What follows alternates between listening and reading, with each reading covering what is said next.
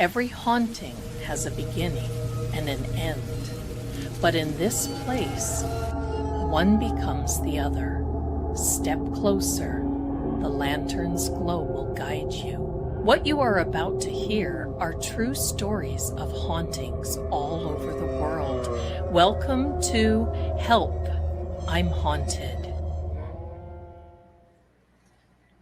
Hello, my darlings. Help, we are haunted. It's been a day, hasn't it? I don't like this color. I don't know why that tag looks like this. Why? I have to fix that because that will drive me crazy. You know how that is? You know how that is? Where am I here? Where am I? No. Yeah, that's better. Okay. StreamYard is the wonky time today, but thank you so much and welcome. And I'll try not to hit the microphone. Welcome, welcome, my darlings. It is that time. Hello, welcome, hello, and welcome, my darling Candy. You stay put there for a minute, my darling. I got something to show. But welcome to Help, I'm Haunted. It's Thursday, September the, have to check, 18th of 2025. We're coming closer to the October spooky. And you're going to love tonight. You see this? I changed from the haunted house to the haunted hospital. And believe me, this is very close to what it looked like in my mind. And it was still a functioning hospital. But I'm going to tell you all about it in just a minute. Thank you so much, my darling. I've got just so much to tell you. Oh, I look like I have a graduation cap. Thank you. Let me, you know what? Let me turn up my lighting just a little bit. Maybe that'll help. Oh, no. Anyway, so thanks for being here, everyone. Tonight, we're going to be talking about haunted hospitals, haunted morgues. And this is a story you don't want to miss. So while you can, run, grab your snacks, your goodies, your drinks. Let me turn a light off here because I can tell it is reflecting. There we go. Now, my darlings, darling Candy, my sweet niece who is in the chat, sent me a couple little things. And you know I always love to share because you guys are so wonderful. First of all, look at this. Key earrings. Is this not a gas? I love them. Oh, look at this. Hello. That is green screen stuff. Look at this. Aren't they cute? But I'm going to tell you what. They have the little rubber stopper backs on them. You know what I'm getting ready to say. Now, I've got a lot of them, but I was putting them on. And what did I do? I dropped one of the backs. It's this one that I dropped, but it's okay. Thank you so much. So Candy, thank you. I love them because they go with the vibe. Now, the other thing, my darling, pardon me. Hey, I think I need to turn this light back on because I'm seeing some green screen type stuff. Okay. Here we are. Look at this cup. Now, does that not look 3D to you? And it's not. I mean, it's just like, I just think this is the coolest. Look at this, and it's like this on the opposite side too. That just, I love the way that looks. So thank you, Candy, my darling. So now I have to take a drink.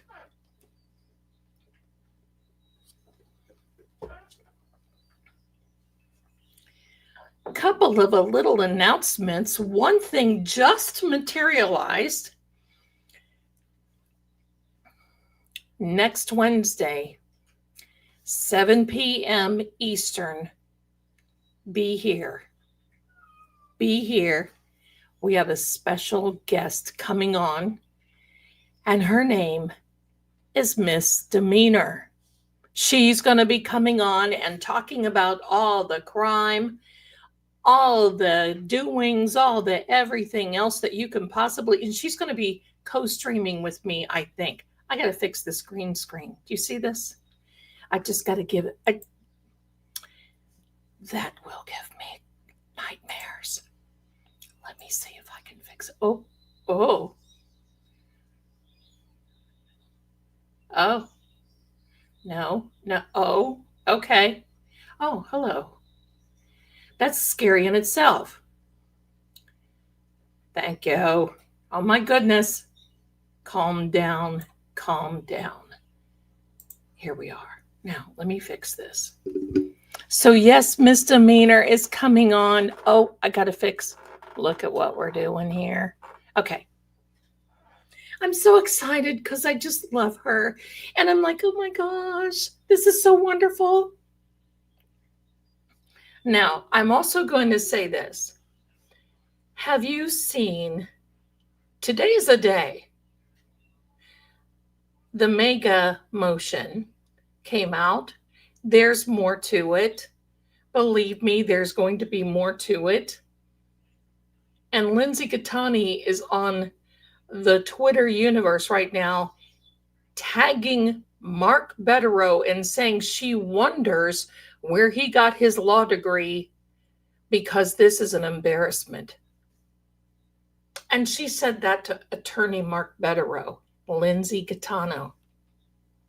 And today we're talking about, what is her name? Kate Peter Couch Potato. Yeah.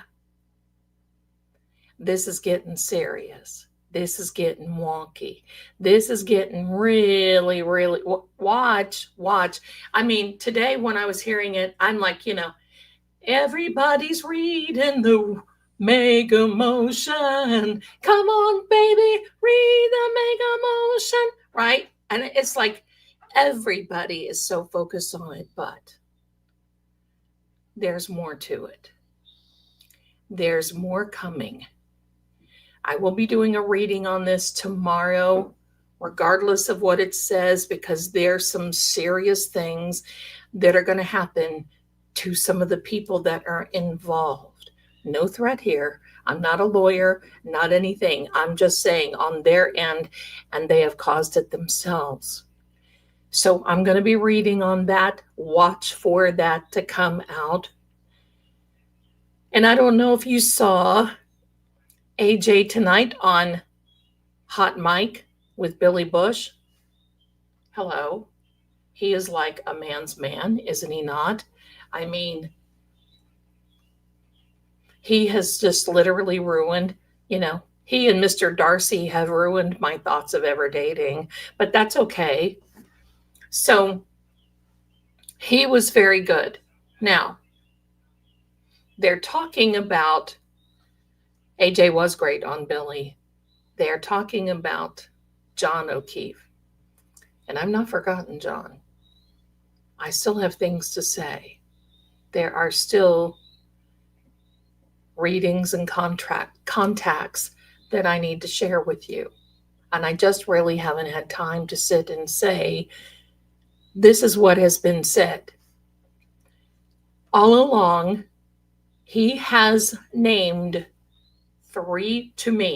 John has named 3 people, but there is a 4th very important one. He gave me the names. He showed me what happened. And it's just been recently. And that is why I feel so compelled to go to 34 Fairview Road when the time comes. It will come. It will come. Now, for these civil cases, I'm sure that the court is not going to allow any cameras. You can't do that as far as what they've got going on. I think it's next week starting. But just wait. Just wait. Hi there, Petra. That's okay. Bless you and welcome in. It is so important that you take care of yourself. And somebody here has a birthday. Here we go. Happy birthday to you. Sorry for my voice. Happy birthday to you. Happy birthday, dear Mima. Happy birthday to you and many more. There you go. Wait a minute. Hello. Where is my we need we need this cheering.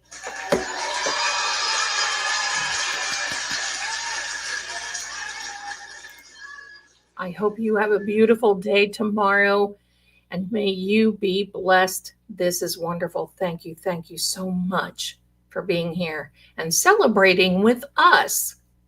Oh my goodness. So, my darlings, hold on.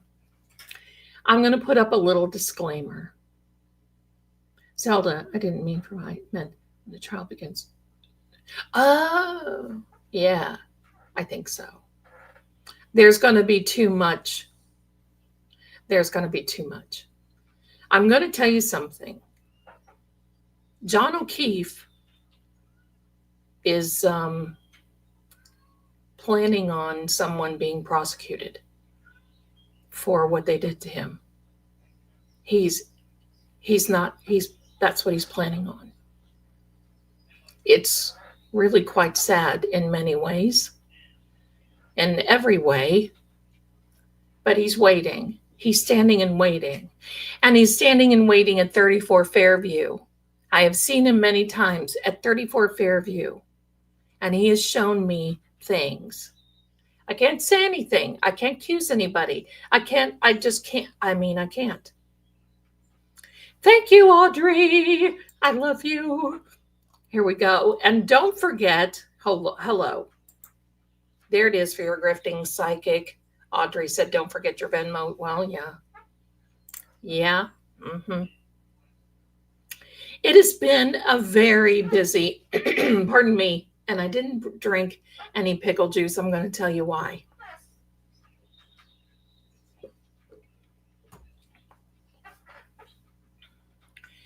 I did not drink any pickle juice so I can clear any of this up because I made a mistake and got the wrong pickles. I got pickles that are barbecue pickles. Now, they taste pretty good if you're going to have a barbecue. I'm not a big barbecue fan, but they're okay. But that juice is like, I can't. So bear with me, but it'll get better as the night goes on because I've not been talking that much today. I've been sitting here, typey, and working. So, my darlings, let me get this. I want to put up a little disclaimer because some of these stories may just be, it's actually two stories in one. And I want to put that up. Trigger warning. Yeah. Before we get started, too, I want to basically say for Miss Kelsey Fitzsimmons, very, very soon, I'm going to have a fundraiser for her. I don't care if whatever we raise for her. That young lady needs help. And this is really bad news. And it's I don't feel that she's going to lose everything, but what I feel is that this guy is going to continue until, what do? They come at you until you run out of money and you can't defend yourself. Because quite frankly, I'm just going to say this. The dream team of Karen's defense is extremely generous. They are extremely, I've never heard of these of an attorney like this doing pro bono for so long. Because all attorneys, now I don't speak for each and every one of them, because there are many that we know that are just lovely and wonderful and will help when they can. But having a defense is extremely expensive. And many attorneys will say, sorry, you don't have any money, I can't defend you. And in a civil matter, a public defender is not a thing. It's either you get your money and you do this, or you defend yourself. Kelsey's certainly not in a position to defend herself. Now, do I feel that attorney Tim Bradle will leave her? No, I do not. But filings and representation and court documents and court appearances, etc., are very expensive. And it's very unfortunate. So I don't know what it is in Massachusetts, but it's like a thing that they like to weaponize the legal system, the justice system. They just want to weaponize it. It's a thing. And not only that, the one thing that I'm glad that is coming out of this, just like in Aiden, because right from the beginning I said Aiden was appointed, Karen was appointed. What were they appointed for? Bringing awareness. Bringing awareness. Because this isn't the first rodeo that these DA offices and judges have come out. This is horrific. And you know why they do it? Because they can. They're used to using, just like Jennifer McCabe, do something. Oh, I've lost so much confidence in you. Oh, do something. What do you want them to do? Break the law? They've already done that, in my opinion. So that's where we are on these cases, and it's so we're heading now into a season where in the Burr months, many changes are coming in the world, in our everything. And that's why I want to be here. We can be together. Let's talk. We can, oh yes, let's leave this horrific crime in order to come to horrific tales of paranormal. Hello. But that's exactly what we're going to do. So, trigger warnings, and thank you so much from your grifting psychic. If you have PayPal or any of those goodies, my darlings, please do me a favor and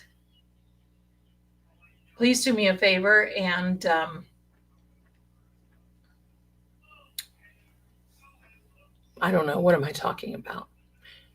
Go into the description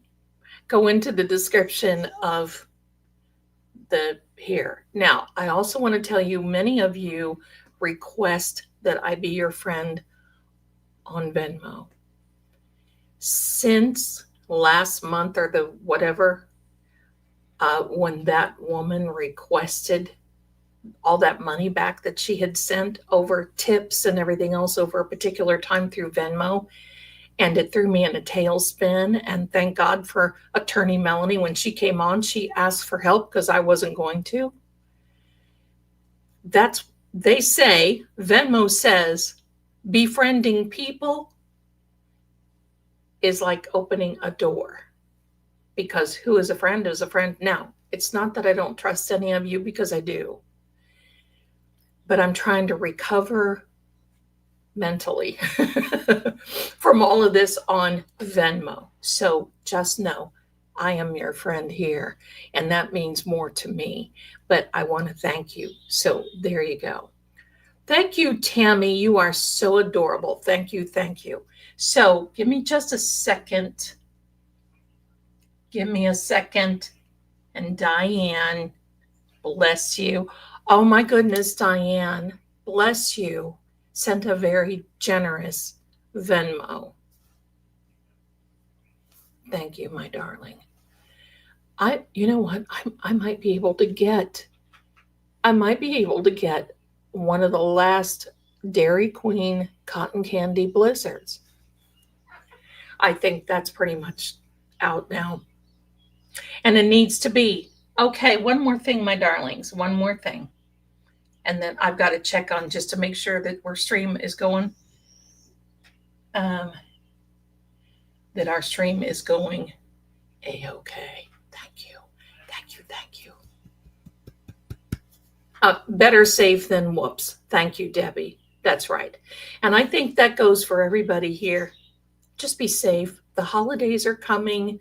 You know how people are during the holidays.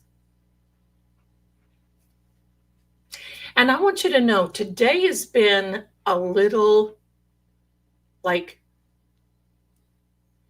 for a lot of people. I want you to relax. Everything's going to be okay. Don't worry about our chat because our beautiful mods, and thank you, beautiful mods, have got our back here. And Nightbot, hey, he's just like our little buddy, right? He's just like our little friend.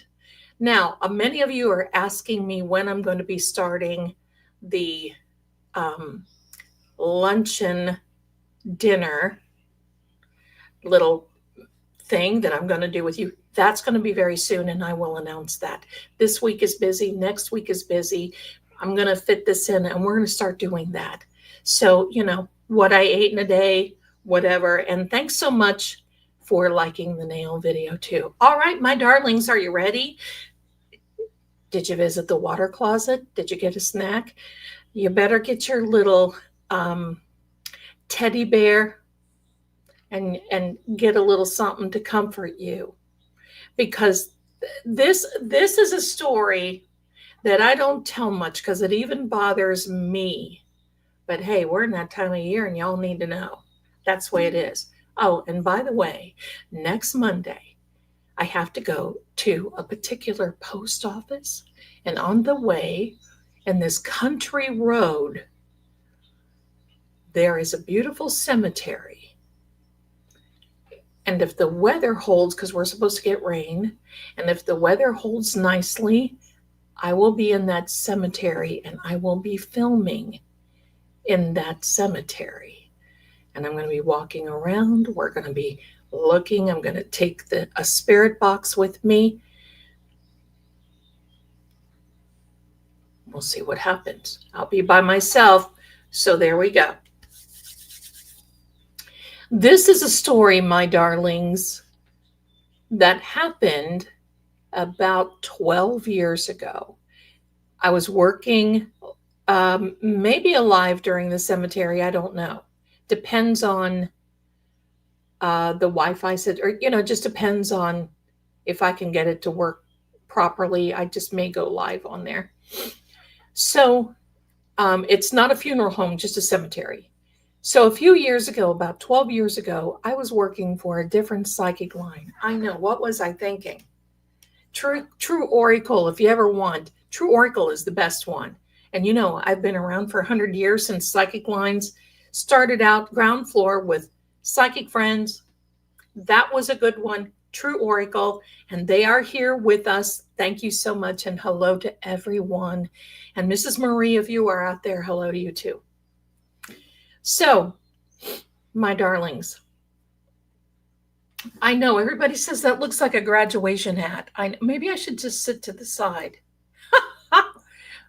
I'm graduating, all right, my darlings. But this background, when I made this background, because I always like to keep them in mind as to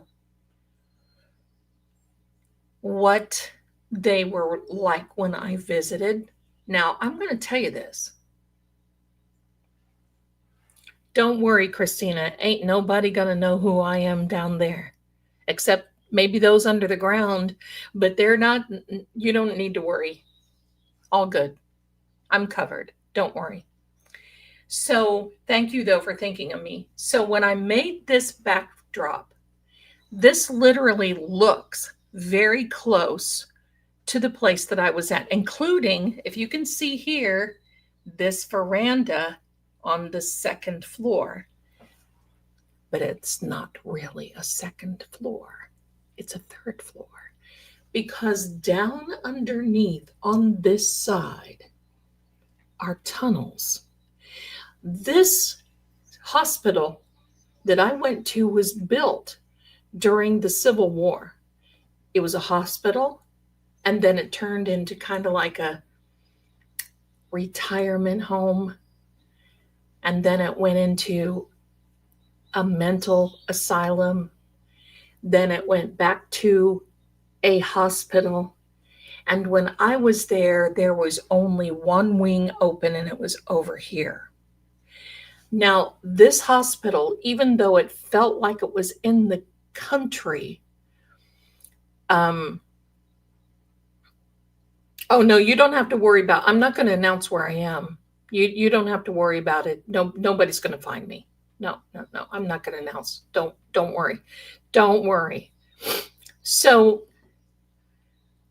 this whole thing came about when I was working on this psychic line. Now, give you a little bit of backstory. This hospital, again, it looked like it was in the country, but it was not. It was at the end of a road.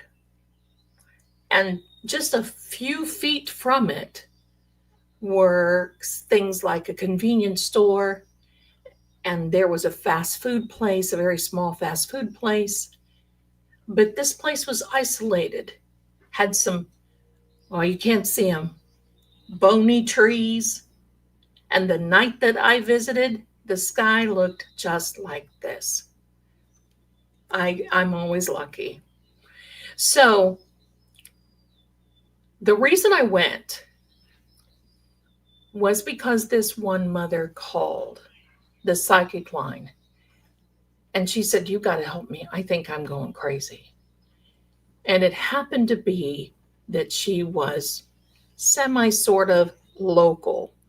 I was close enough to this hospital where maybe within an hour drive. So I knew exactly when she mentioned it, what it was, where it was. And I actually didn't think that it was operational. So the weird part is I took this call. And this call was this mother wanting to know if it is possible for someone to communicate after they passed away. Well, you know how I am. The answer is yes. But getting into that over a phone without knowing a backstory is in itself, because you just don't know who's calling. You don't know. You know what I mean? You don't know, and you got to be careful of those sort of kind of things. So we're talking. She gets more comfortable with me, and she tells me this story about how she had, I think it was a Life 360, something like that. There was something, air tags weren't a thing at that point. So it was something. It was something that she had, that her son had, that it would track. Now, I don't know. It was back then. I don't know what it was. And she called me and said her son always texted her and said, "Look, I'm here. I'm here." It was not a psych hospital. It was a regular hospital when I visited, but this wing, it was kind of like the left. It was a very small county, and it was these people that were left. There were like only 3 doctors. There was a handful of patients, a handful of nurses, and 2 coroners.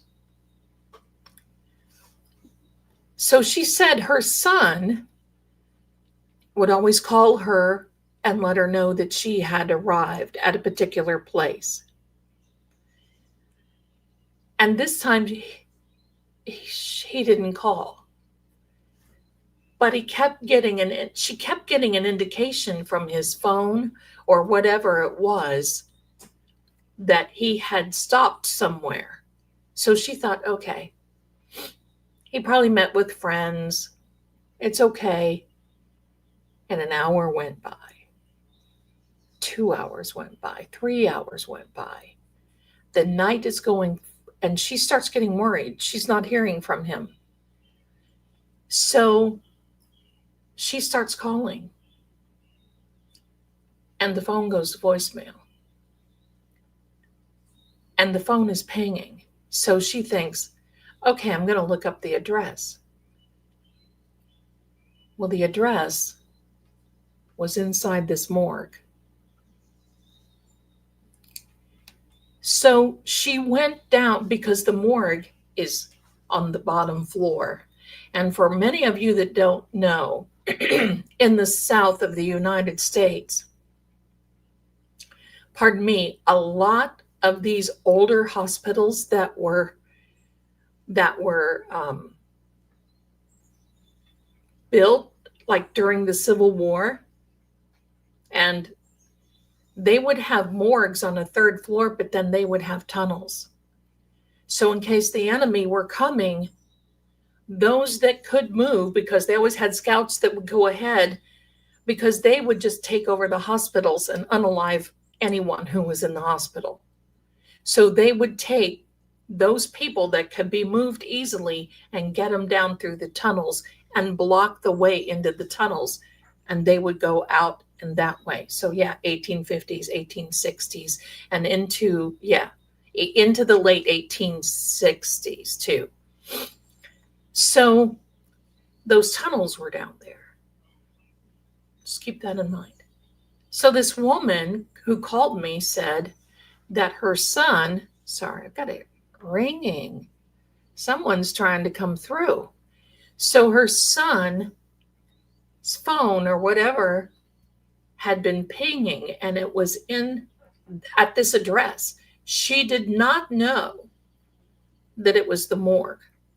She didn't know that it was a hospital, because it was something like, and it wasn't named because it had gone through so many changes. It wasn't named like County Hospital or the hospital of the spookiest county in the state of Tennessee, and blah blah blah. So she noticed that there were the convenience store and a fast food, so she just thought maybe he was hanging out with friends. So she started making phone calls. She called the police department, and they said, ma'am, that's the hospital at the end of so-and-so road, because you would pull up. It was right at the end of this road, at like the end of a cul-de-sac, one way in, one way out. She went there. Pounds on the door, because they keep the doors locked. You can't get into those places, because this place was just like abandoned, dilapidated, looking nasty, looking horrible. And there were people over here that were older and elderly, and unfortunately families had forgotten, or families wanted to forget. You know how that is. So she goes up and knocking on the door. Finally, a nurse comes to the door and says, can I help you? And she said, yes. I want to know where my son is. My son's phone showed that he was here, and I want to know. And she said, well, what's his name? They went through this all, and she said, I'm sorry, ma'am, he's not here. She said, he is here. Well, where is it? And she was showing. She said, that's so odd. So then she said, wait here for a minute. So my client was waiting in the main vestibule, right here, as they call it. They came over and got her and said, ma'am, Can you come down here for a minute? So they went down to the third floor, and she said if she wasn't so focused on finding her son, that was the creepiest, crawliest tunnel, like a haunted house of hello. And she said, but it didn't faze her because she was on a mission. So she said they went up to this metal door, and she said the metal door it looked like it was rusted. It had a band of metal in the middle, all the way around, and these rivets all the way. It was a heavy door. She said the nurse knocks on the door. Someone opens the door and says, yes, can I help you? My client looks past the person that answered the door and saw a gurney. And there was a sheet over a person, but she recognized the jeans and the shoes were her son. She pushed past these people, pulled the sheet off, and it was her son. There was something that had happened, and they brought him there. And it's like nobody thought to contact her. He was just laying there, and he had been laying there, they said, for at least 10 hours on that gurney, because they were going to start trying to have someone. And of course, she lost it. And, they called the police. The police helped her home. It was bad. So when she calls me, she's asking, pardon me,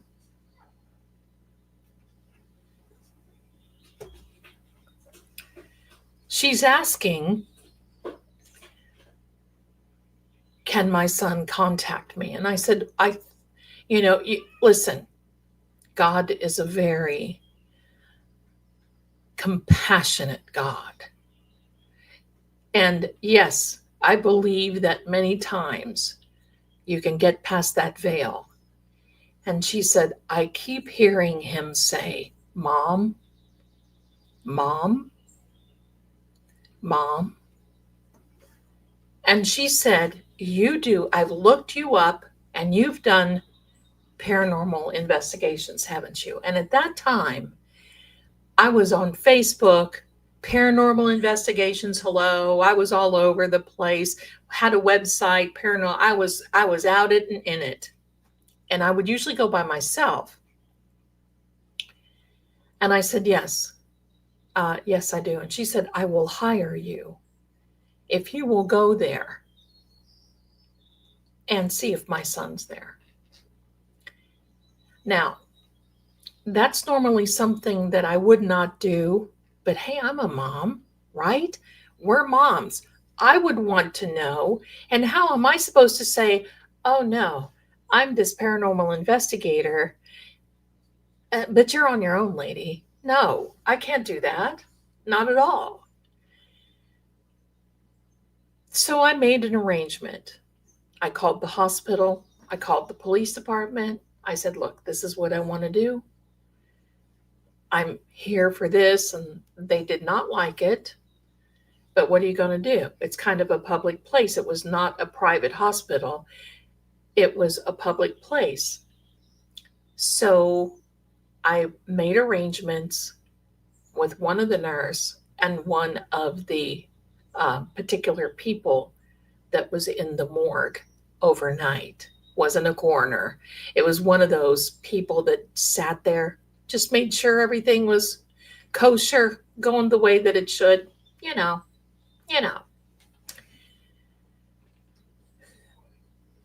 I get there. I've got all my equipment. Everything is going great. This young girl comes out. Now, first of all, I have a friend that I went to high school with in Ohio who is actually a mortician. I don't know how she did it. I don't know how anybody does it, but God bless them, because hello. So she called the morgue and said, look, I can vouch for her, because, having somebody come in there and just want to sit with a lot of equipment, that's kind of weird. I mean, to them, they're into death, and, that sort of thing doesn't bother them. So I get in there, and there's this young girl who is apprenticing, something like a Tuesday night. And I'm talking with her, and she comes through, and we're just talking, and I'm just I want to be quiet, but it was like she was so glad to see me. She wanted to see me. And finally she said, I'm going to take you back to the place where this young man was. And I said, that'd be great. Do you have a chair? Because I can't stand this whole time. I'm going to be here overnight. And at this point, it was like right after midnight. Sky looking like this. Hello. At University of Findlay. Very, very good. Very good, my darling. Ohio is beautiful. So I'm sitting there. And now I grounded myself. I did all the things. We don't have to go through all that. So I'm sitting there. And sometimes when I go on these I just want to become a fixture. I don't want to go in, hello, I'm this. What year is it? What do you know this? Hello, who are you? Here, I want you to move this ball. I want you to flick this light. I want you to talk into this. I want you to do this. And most times, that energy has to kind of feel you out a little bit. And that's why anybody who wants to go on investigations needs to remember that our world, the way they're looking at it, is just as weird as sometimes when we look at their world, because we're on two different dimensions. It's like the door cracks open and hello, they get to peek around and say, oh, hello, hi, there. So I'm sitting there. Now I'm going to tell you, this place stinks. It stinks. I'm not going to tell you. You can imagine. Don't ruin your snacks. And it's one of those things you become nose blind. So I'm just kind of sitting there. I took water with me. I don't ever, I'll tell you a funny story. I don't ever, one day, but not now. I don't ever take pop. I don't take crumbly snacks with me. Sometimes I'll take gum if I need to have like a little sugary, pick me up or something like that. But I rarely eat on investigations. I don't take anything crunchy to eat because that whole thing. I don't wear jewelry as much as I'd like to, except my power ring. I wear my glasses. I wear black. Hello, what's new? And that's it. I'm sitting there. And of course, this young girl, I can hear her, she's working. She's moving around. I can hear the pencil, scribing. I can hear a lot of things. It was just quiet. Like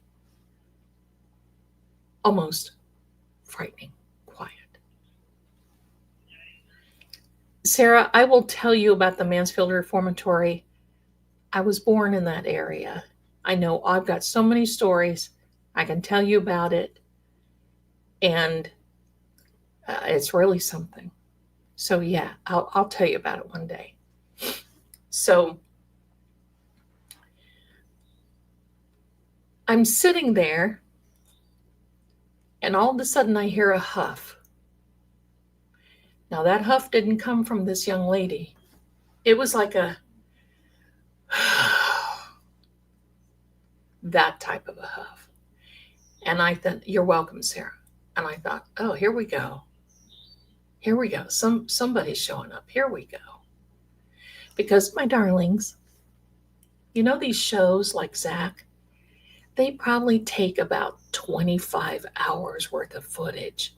to get maybe 15 minutes of something. And a lot of it is scripted. So they can't be quiet. They can't do like an exhale. That's right. But it was like an intentional huff. And you could tell it came from a man. And I thought, oh, here we go. Now, I did not know, but I was sitting probably not more than 4 feet from a bank of drawers. You know what the drawers are, where you open up the drawer and you slide out the thing and it has somebody on it. So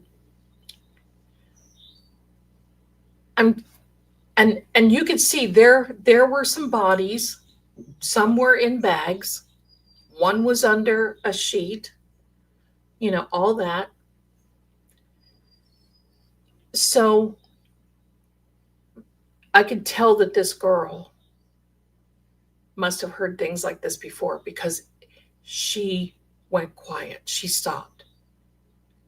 And finally I heard her chair move, and she came over and she said, "Is it okay if I sit here and talk to you for a minute?" And I said, "Of course it is." And she said, "I hear things down here and it bothers me." I said, "What kind of things do you hear? Is it normal body things, like when you bring someone in, because your body is adjusting to that, your spirit is no longer there, so your meat suit is left behind and it is adjusting to the living organs no longer being around? What, or not around, but functioning? What is it?" And she said, "No." She said, "I know those sounds." And I said, "Okay." And she said, "Did you just hear that?" And I said, "Yeah, I did. I thought maybe it was a body or something." She said, "Mm-mm.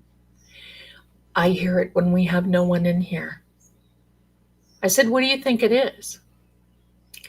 She proceeds to tell me about this Civil War story about one of these lieutenants who was trying, the hospital was under siege, was trying to get to the tunnel and didn't make it before he was injured very badly. And they opened the door and let him in, but they couldn't treat him. And they all thought it was him. They call him Lieutenant Baxter. And I said, "What do you think, Lieutenant Baxter? Do you have anything to show that there's Lieutenant Baxter here?" And she said, come here. So I'm walking through, and seriously, this morgue seemed like it encompassed the whole lower level of the hospital. It felt like I was just walking forever. And there were all kinds of different stages and stations and like that. And she's like, "Look there." And on the wall was a picture of Lieutenant Baxter. And good looking young man in uniform. And they thought it was him.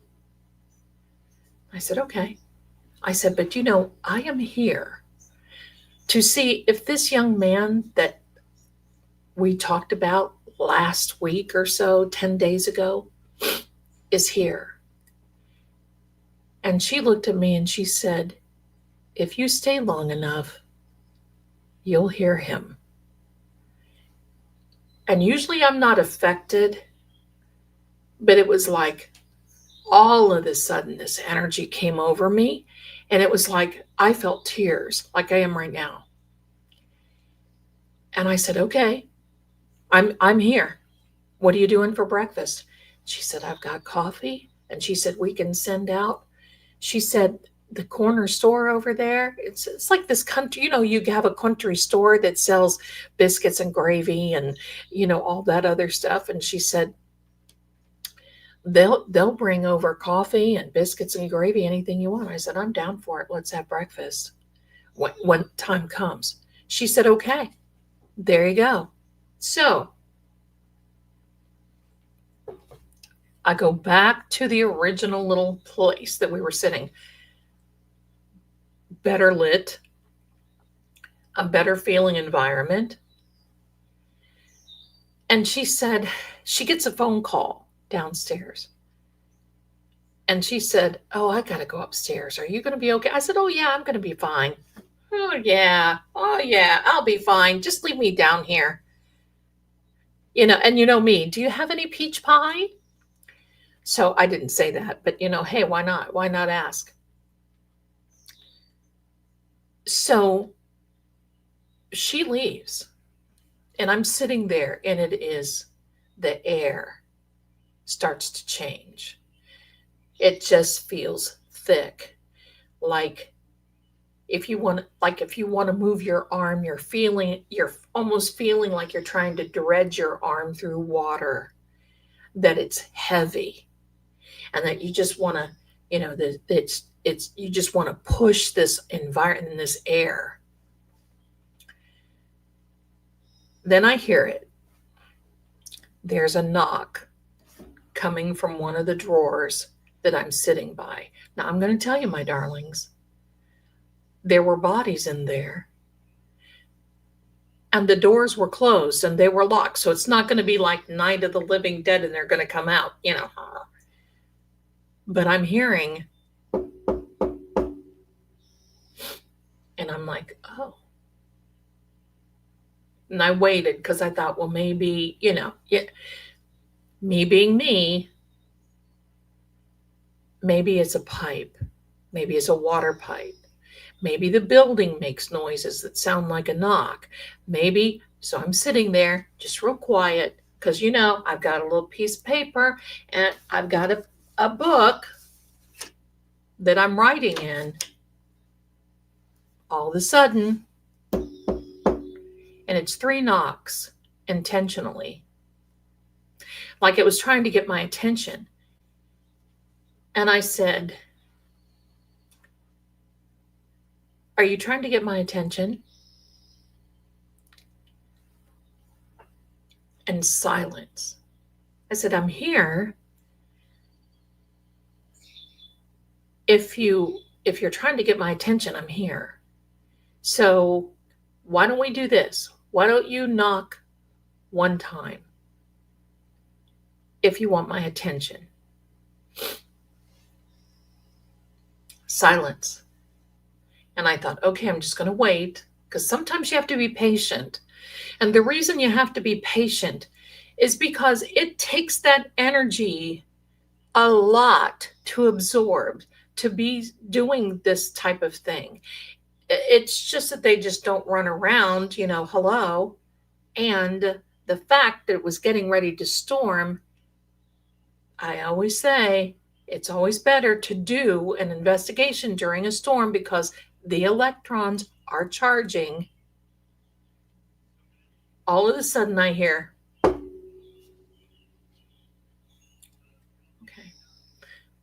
I'm like, okay, what would you like to know? I'm going to turn my device on, and I'm here. You just say whatever you want to say. You just say whatever you want to say. And just silence.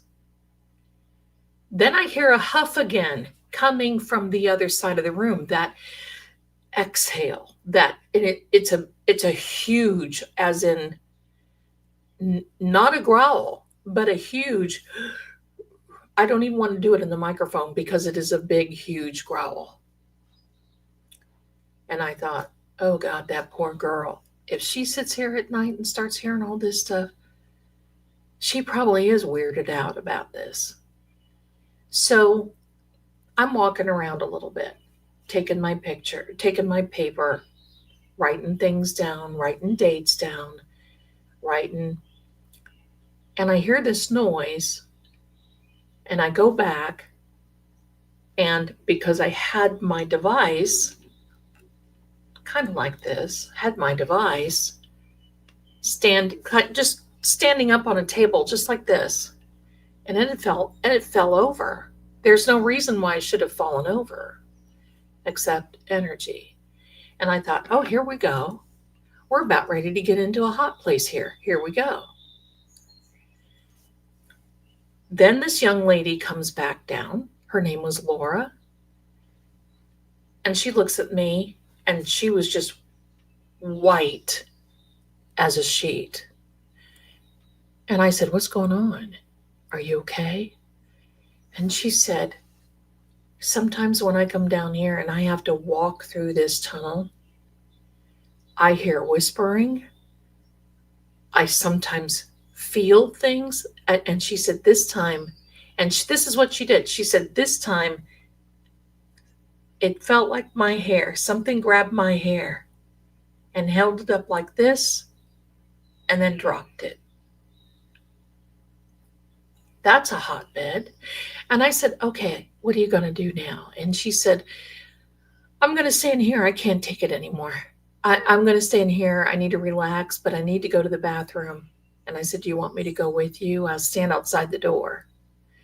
And she said, will you please? And I said, yeah, I'll go. Yeah, I'll go back. I'll go through the bathroom, of course. So I'm standing, outside the door, whatever. It was just a little, cubby closet. So I didn't want to be like standing right there on the door. So she's finishing. She's done. She comes out and she, the paper towels, the cheap ones that they put in them, the things that on the wall that you pull them out.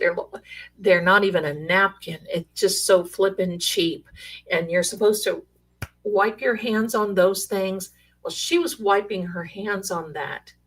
Okay. She pulled some out, was wiping their hands on that. There was a wastebasket outside the door.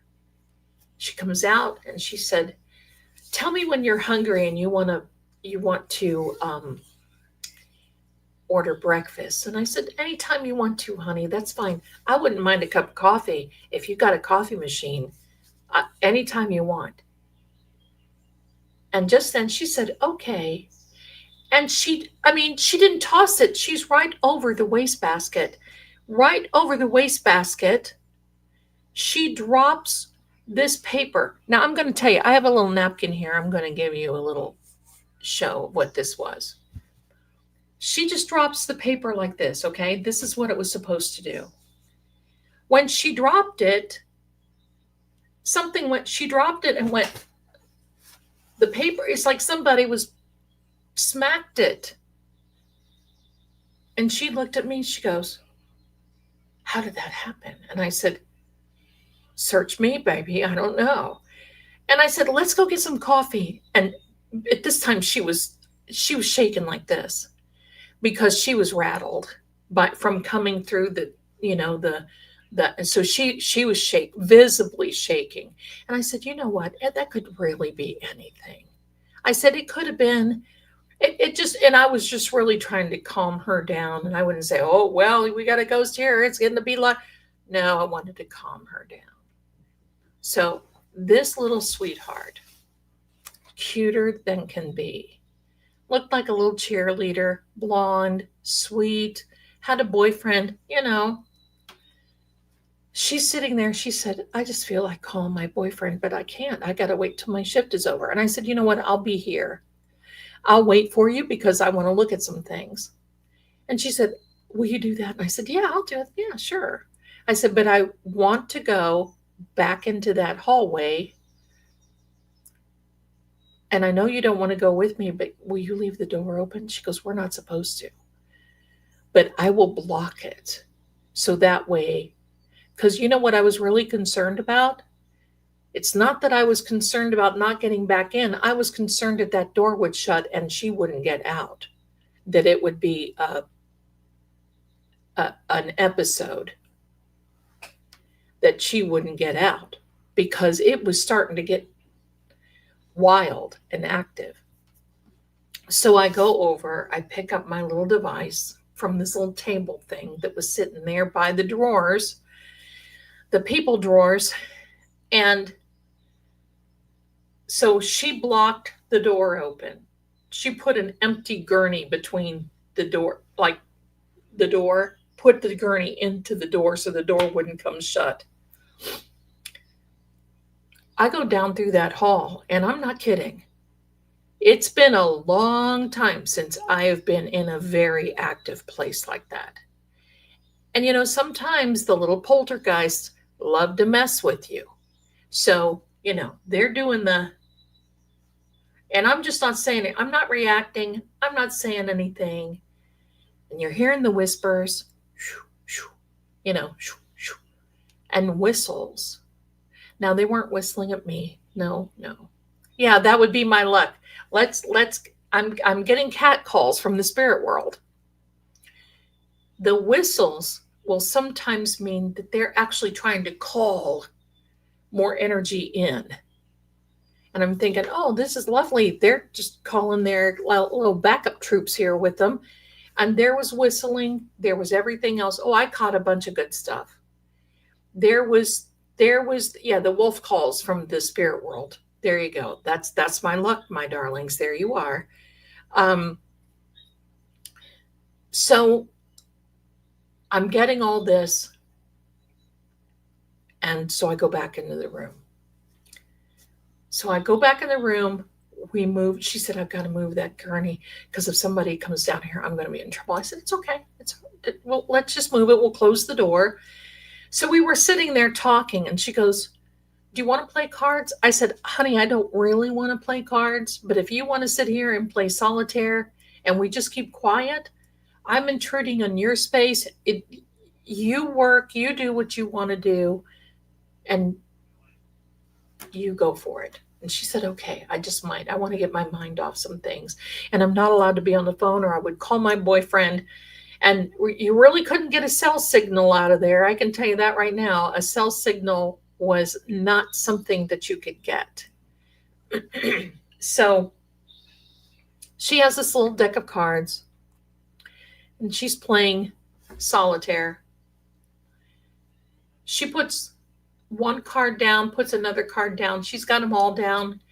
Just like a little gust of wind, whoosh, off they go onto the floor. And I thought, oh, they know they can mess with her. This is what they're, and she goes, I said, honey, do you go through this all the time? She said, sometimes. I said, what's the coroner say? What's the ME say about what do they say? And she said, nothing. They just say that all the sounds from a morgue are normal. I said, but can I tell you this? This stuff isn't normal. These aren't normal morgue sounds. She goes, no, I know they're not. So I'm down here and I'm thinking, what am I supposed to tell my client? I'm having everything happen to me, but I have no indication of what happened with her son. So she finally called over to the restaurant across the street. Biscuits, gravy, coffee, whatever. They brought it over, got the juice. They fixed us up. They got the juice, da-da-da-da-da. And we're sitting there eating. I go to use the restroom, wash my hands, splash a little water on my face, kind of get ready for another couple of hours. And just as I put my hand on the doorknob, I heard a young man's voice go, Mom? And I knew that was him. So I said, just a minute. So I went in there, splashed the water on my face, came out, washed my hands, did all the things. So I talked to him like, Mom, I said, how are you, honey? I said, your mom is worried about you, and she wants to know that you're all right. And there were noises. And at one point, it heard like somebody was crying. And this poor girl, she told me, she said, I can't hack this anymore. She said, after all this, I'm done. When I leave today, I'm putting in my whatever week notice. I'm done. Cheers. And I said, are you sure? They pay you pretty good here. Pardon me, because you know what? I never want anybody to lose their job. And I said, maybe I can just kind of clear things out a little bit for you and calm down and talk to Lieutenant Baxter. Just maybe.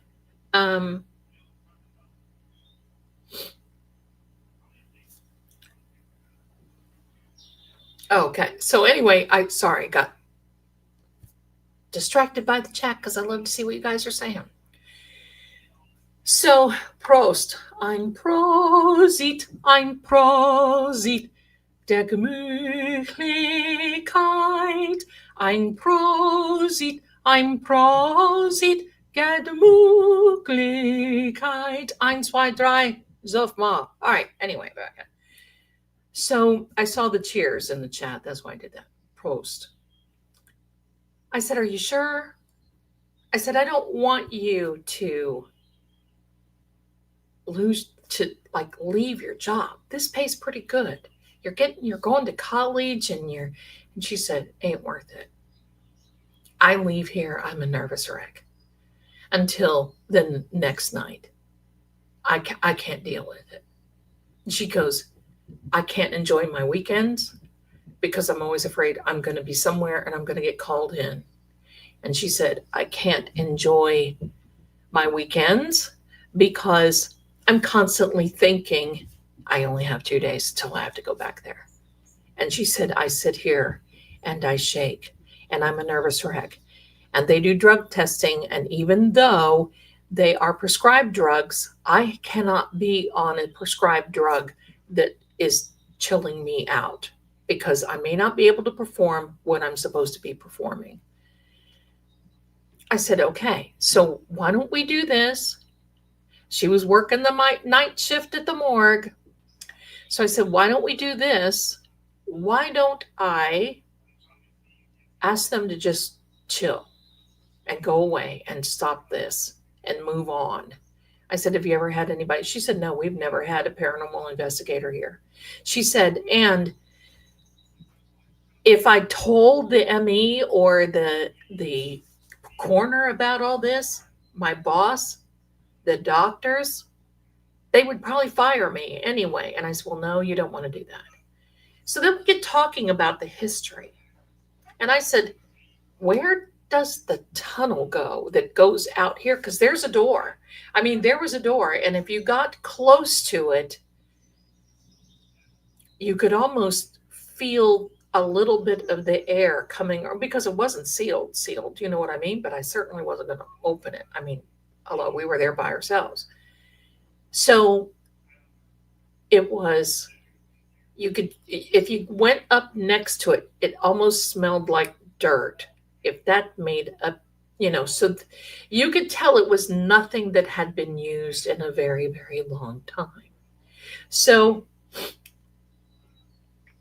anyway, yes, I know all the beer drinking songs, my darling, all the little kids songs.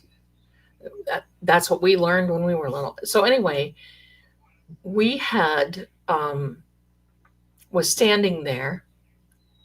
So I went out into the hall and I said, look, it's time to move on now into the tunnel. It's time to move on. You don't have any business here. What do you do hanging out? What's the purpose? There's no benefit of you hanging out. Time to move on. So I went back and told her, I said, where does this go? And she goes, we've got a lot of maps. Oh my God, I thought I was in heaven. Maps? Are you kidding me? Give me maps. Do you have floor plans? Yeah, I got floor plans. Oh, okay. I said, so look, if you needed to check on something, could you go up on the 3rd floor, which is here? And she said, there's a 4th floor, which is here. I said, you're going to quit anyway. You're brave enough to go up there? And she looked, and it just, to this day, the relief and the confidence that came over her face And she looked at me and went, "Hell yes, ma'am." And I thought I mean, I couldn't hardly hold it back. I was just laughing. I couldn't hold it back. Uh-oh. Hold on a minute.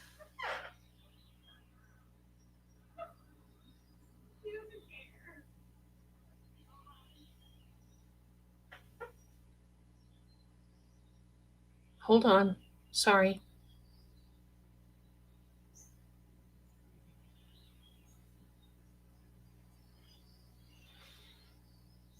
It sounded like somebody, you know how I described the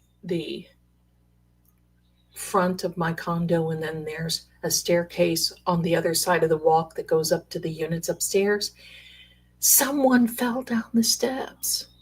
I heard someone say, "Are you okay?" And I'm waiting to hear. Do we need to call a crime scene tech? Or do we need a tank team here? Yeah, you heard female voices. Okay. Yeah, that was, "Are you okay?" Maybe it could just be a ghost. Yeah, no, we're good. I'm good. I'm here. We're ain't nothing coming in here. So where was I? Oh yeah, hell yeah, ma'am. And at that point, it was like this confidence rolled over her, and she was just like, "Yeah, let's go."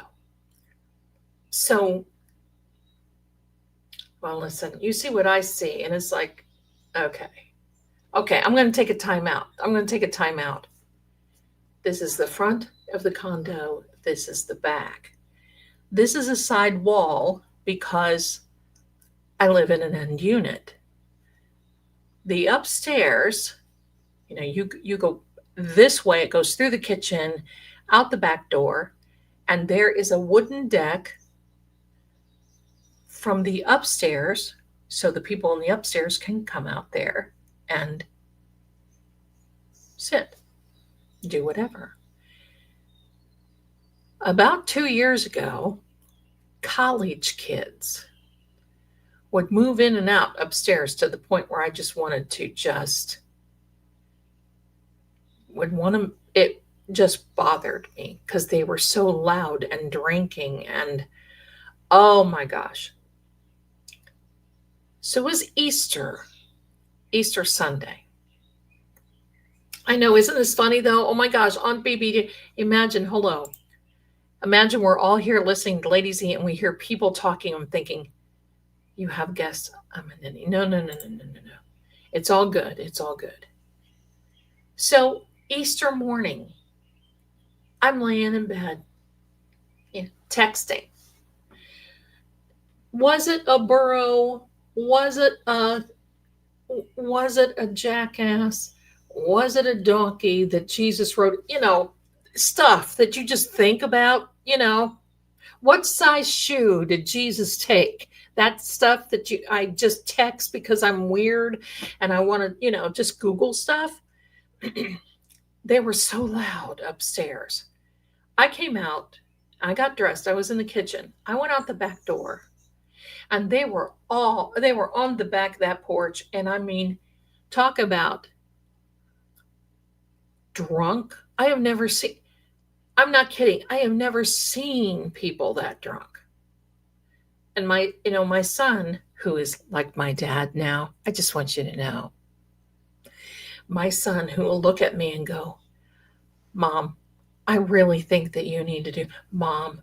Now, are you doing this, Mom? Are you doing that, Mom?" I'm like, "Yes, Dad, I'm doing that." Which, there comes a time when all that stuff changes. Anyway, I don't know, because he was barefooted most of the time. That's what I get. They wore sandals, but they wrapped their feet in skins of, whatever, in sheep's wool. Anyway, I go outside and I look up there and I said, Are you guys going to be done? It is Easter morning. I would like to get to sleep. I do have to work today. And they look at me, all this other stuff. And I said, fine. I said, just try to be quiet. I walk in and all of a sudden I hear this screaming and this heck of a noise. I go running out there and hear one of these girls fell off of that wooden deck above my patio, drunk. She's laying on the ground. I went up to her and I said, "Are you dead?" And she goes, "No." I said, "You should be. What is wrong with you?" It scared me so bad. And I said, "Stay there. Don't move. You may have something broken. Let's call an ambulance." She goes, "Oh no." She said, "I'm fine." She gets up. They're all busting out laughing and goes right around the building, goes up the front door, and goes right back again. I looked at them and I said, how did she not die? That's how bloody well drunk she was, because she bounced when she hit that. I mean, and it was ground. It was not cement. I know. I went up to her. "Are you dead?" Like, "Yes." So anyway, drunk people are like rubber. They sure are. But anyway, so that's, I'm used to the weirdness here. Back to the other weird stuff.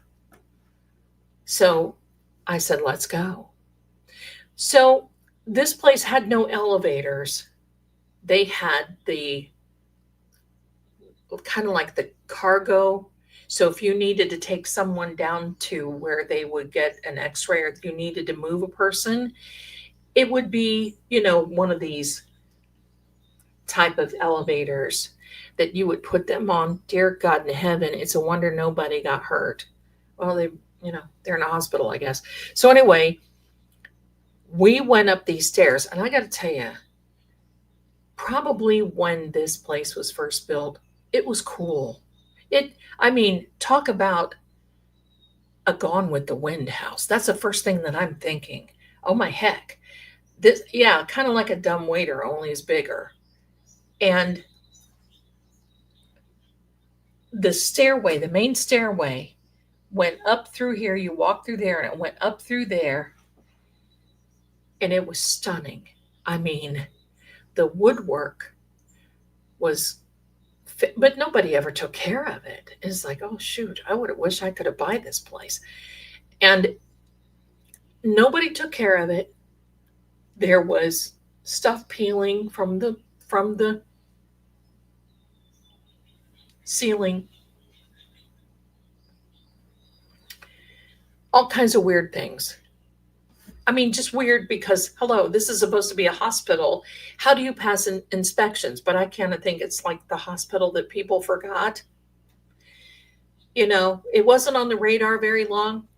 And it morphed in for me trying to find out who this lady's son was, or what was going on with her son, to looking up in here.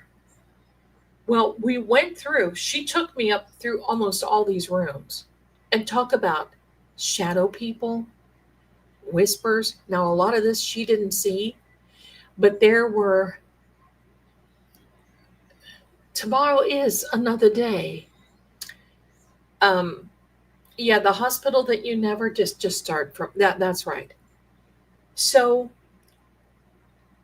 but it was so gorgeous. I just couldn't. I mean, I wanted to see more. But she wasn't seeing that when we were walking places and you catch something looking out of one of the rooms at her, at whatever. And I made sure I stayed close with her and I said, "Look, at any time you feel weird." "No, I don't feel weird. This is good. This is okay." We go through all this, and we did not go into this section because there were actual patients, and it was cleaner, it was nicer, it was lit, it was, all that stuff. But we go here, and there was a secret staircase that went up to this room. And I said, "What is this?" And she said, "The secret staircase was for all these people that were on the second floor, if the uh, Confederates were coming, because a lot of people don't realize that the state of Tennessee mostly fought for the North, didn't fight for the South. It was kind of like the state was divided into up through Kentucky, and through, then you get into the deep South of Georgia and Alabama and Louisiana and all those.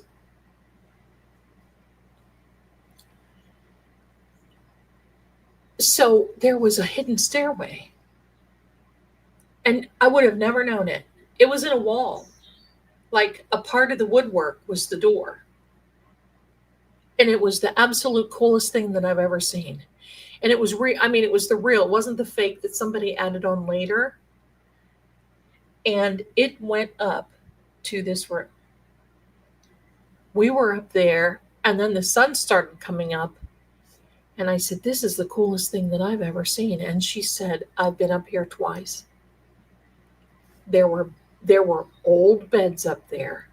Two beds up there. There was a desk. There wasn't anything around.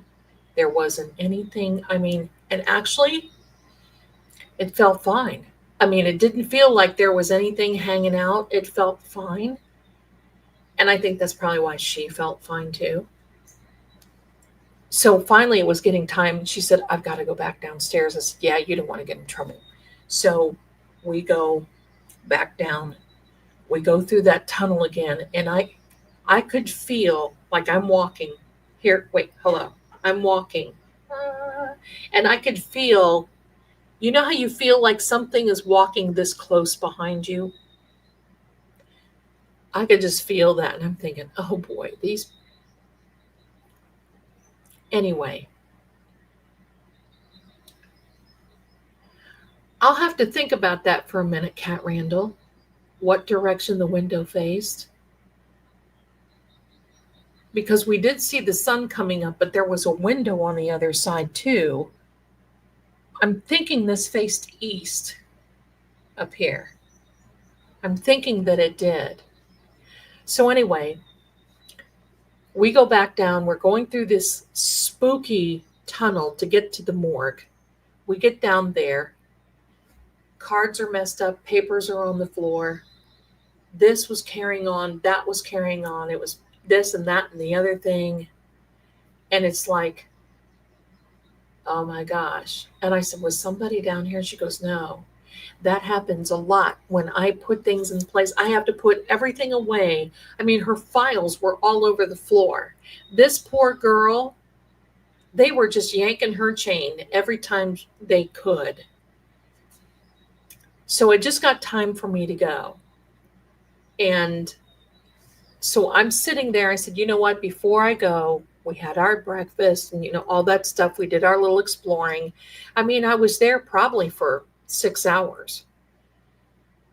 And I said, "Before we go, I need to sit. I need to sit down." And I went over and sat by the drawers, and there were some papers on the desk. And there was a paper. Hold on.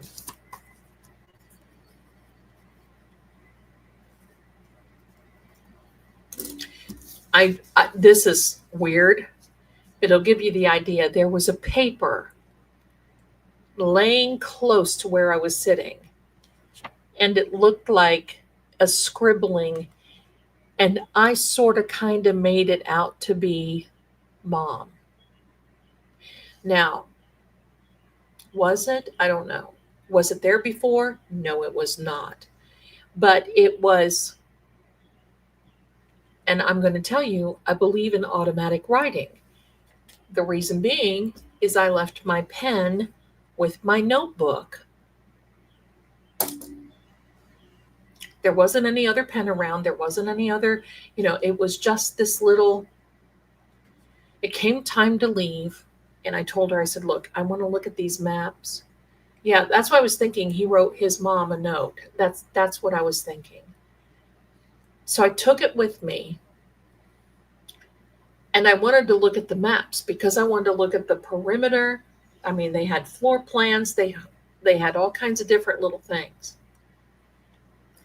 So I wanted to look at the maps, and I looked to see where the tunnel exited, because you don't go in a tunnel without going, because usually what would happen is if they couldn't overtake a building like this, the enemy, they would loot it and burn it. That's just the way it was. I mean, just the way it was, unfortunately. So they would have to have a way to escape. That's it. And so, no, this is not a college, it's a hospital in Tennessee.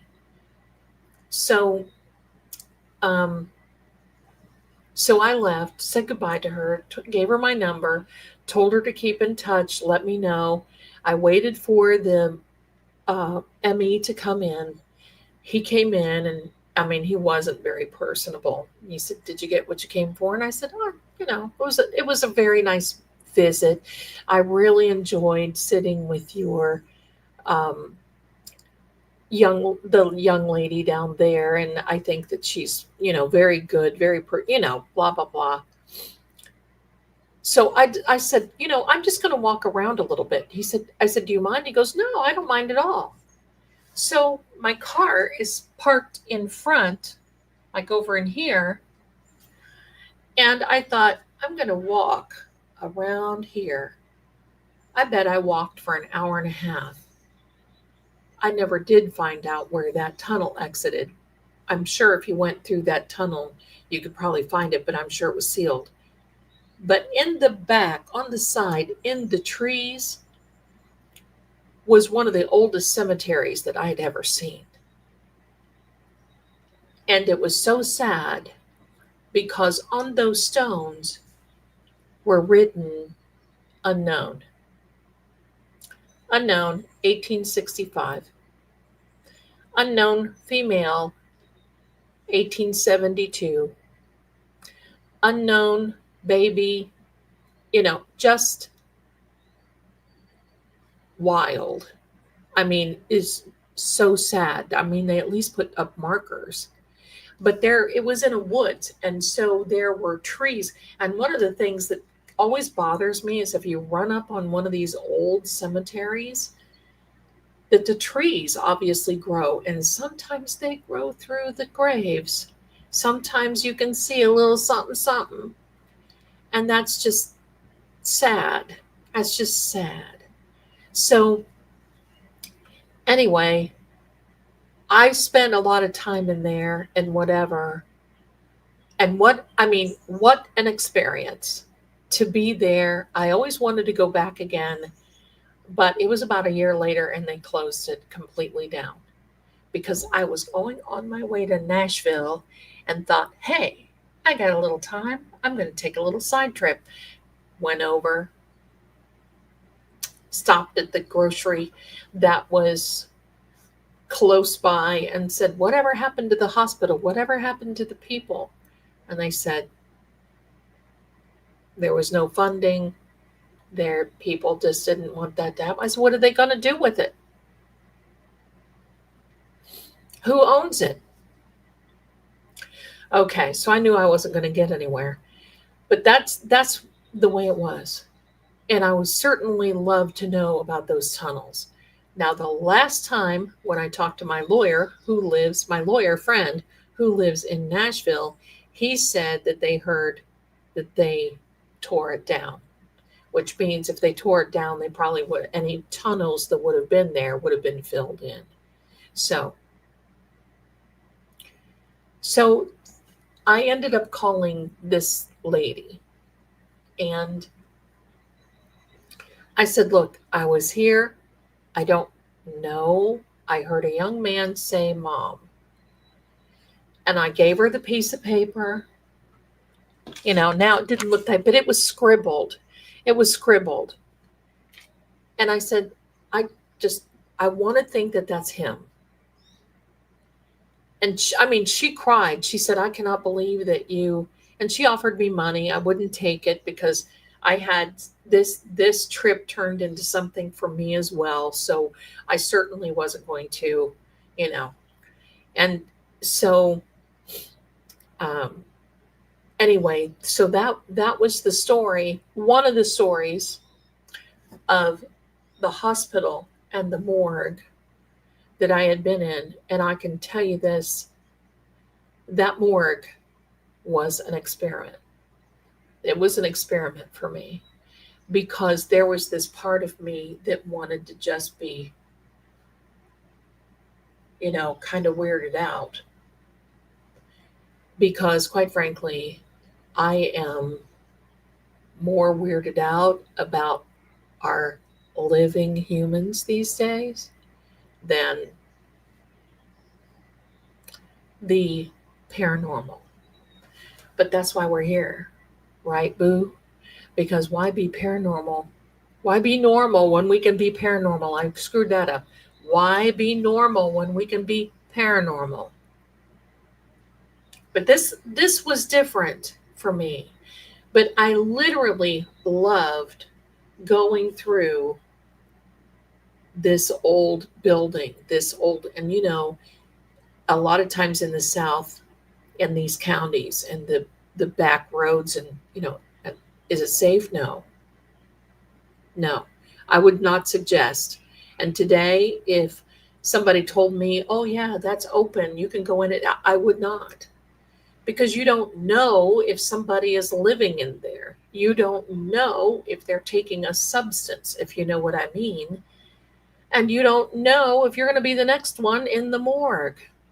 So I don't I don't do that. I have to tell, and usually, like anytime I go any place, like when I go to the cemetery on Monday, it's in a public place. It's kind of funny because it is so beautiful, but they actually built a walking, like a walking trail around. You can see a lot of people walking. They've got a little bit of, they've got a parking space there and everything else. And the police there are there quite often. So if I see a police officer, I'm just going to say, hey, I just want you to know I'm not vandalizing. I'm investigating. I know they would probably look at me like, lady, whatever. But usually I just say I'm here investigating for a project. I want to see, the graves and this sort of thing. And that's what I do because, first of all, it's out of respect.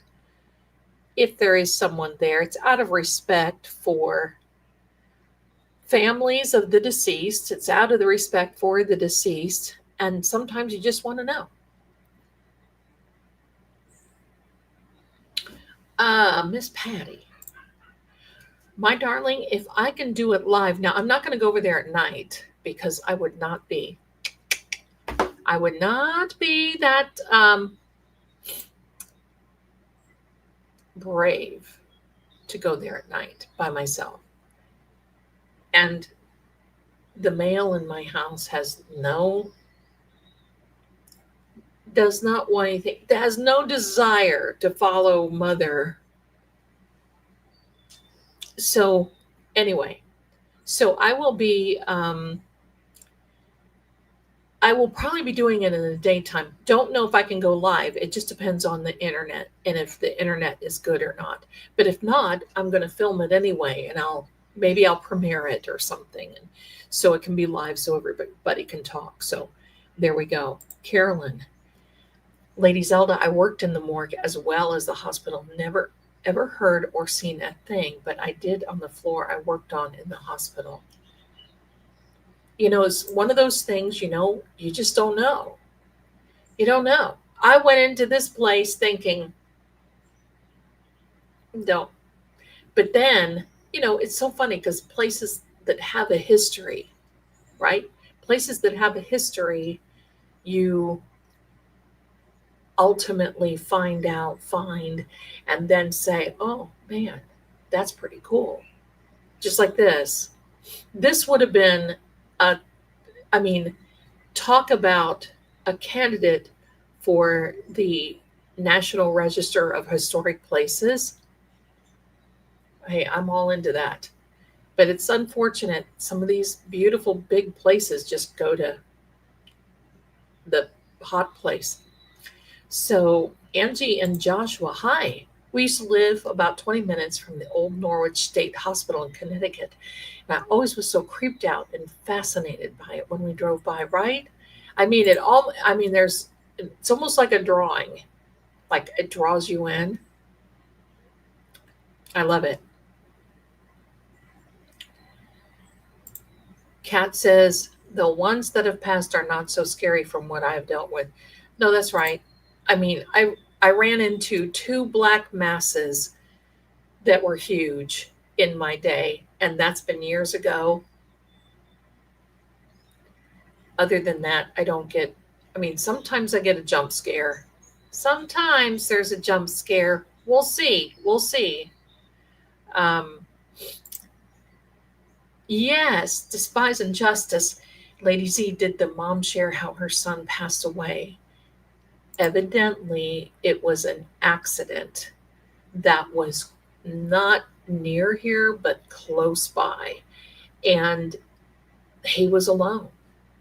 Um, and I don't, she didn't really share the details, but it was a car accident. He was alone.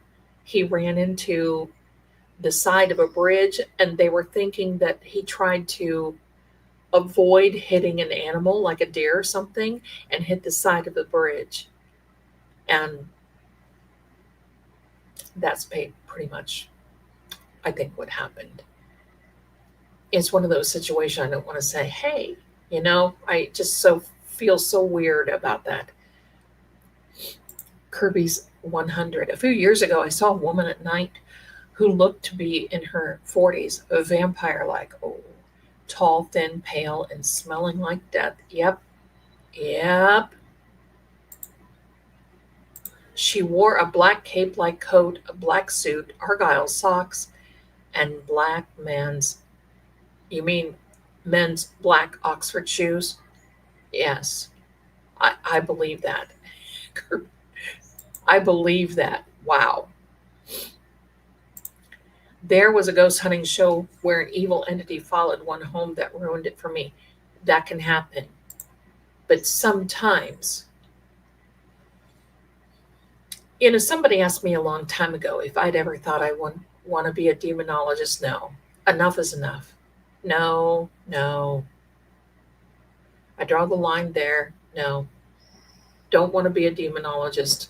I know enough to know that I don't know enough, and I don't want to know. That's pretty much how it is.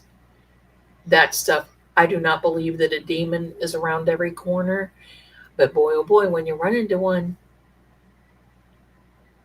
it can be ruinous. It's horrible. My mom was a CNA in a nursing home. Hi, Kathy. Crafty Chris. She taught me to open windows when someone passed. I grew up about 2 miles from the Conjuring house. Oh, interesting. That, open a window, and we would put a cloth over our mirrors, is what we do. Open the windows, cloth over the mirrors. It's funny because you weren't allowed to turn the radio on or turn anything on like that. No television, no anything. Had to just sit there and veg.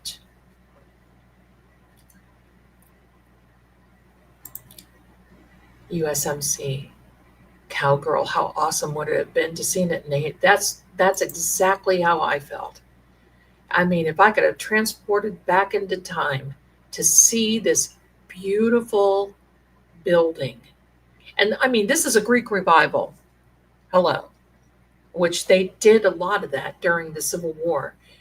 Just, it was stunning, like mahogany woods, deep, and the wooden floors and the planks were this wide. And I mean, you could have never have rebuilt that. It would have cost so much money to rebuild it.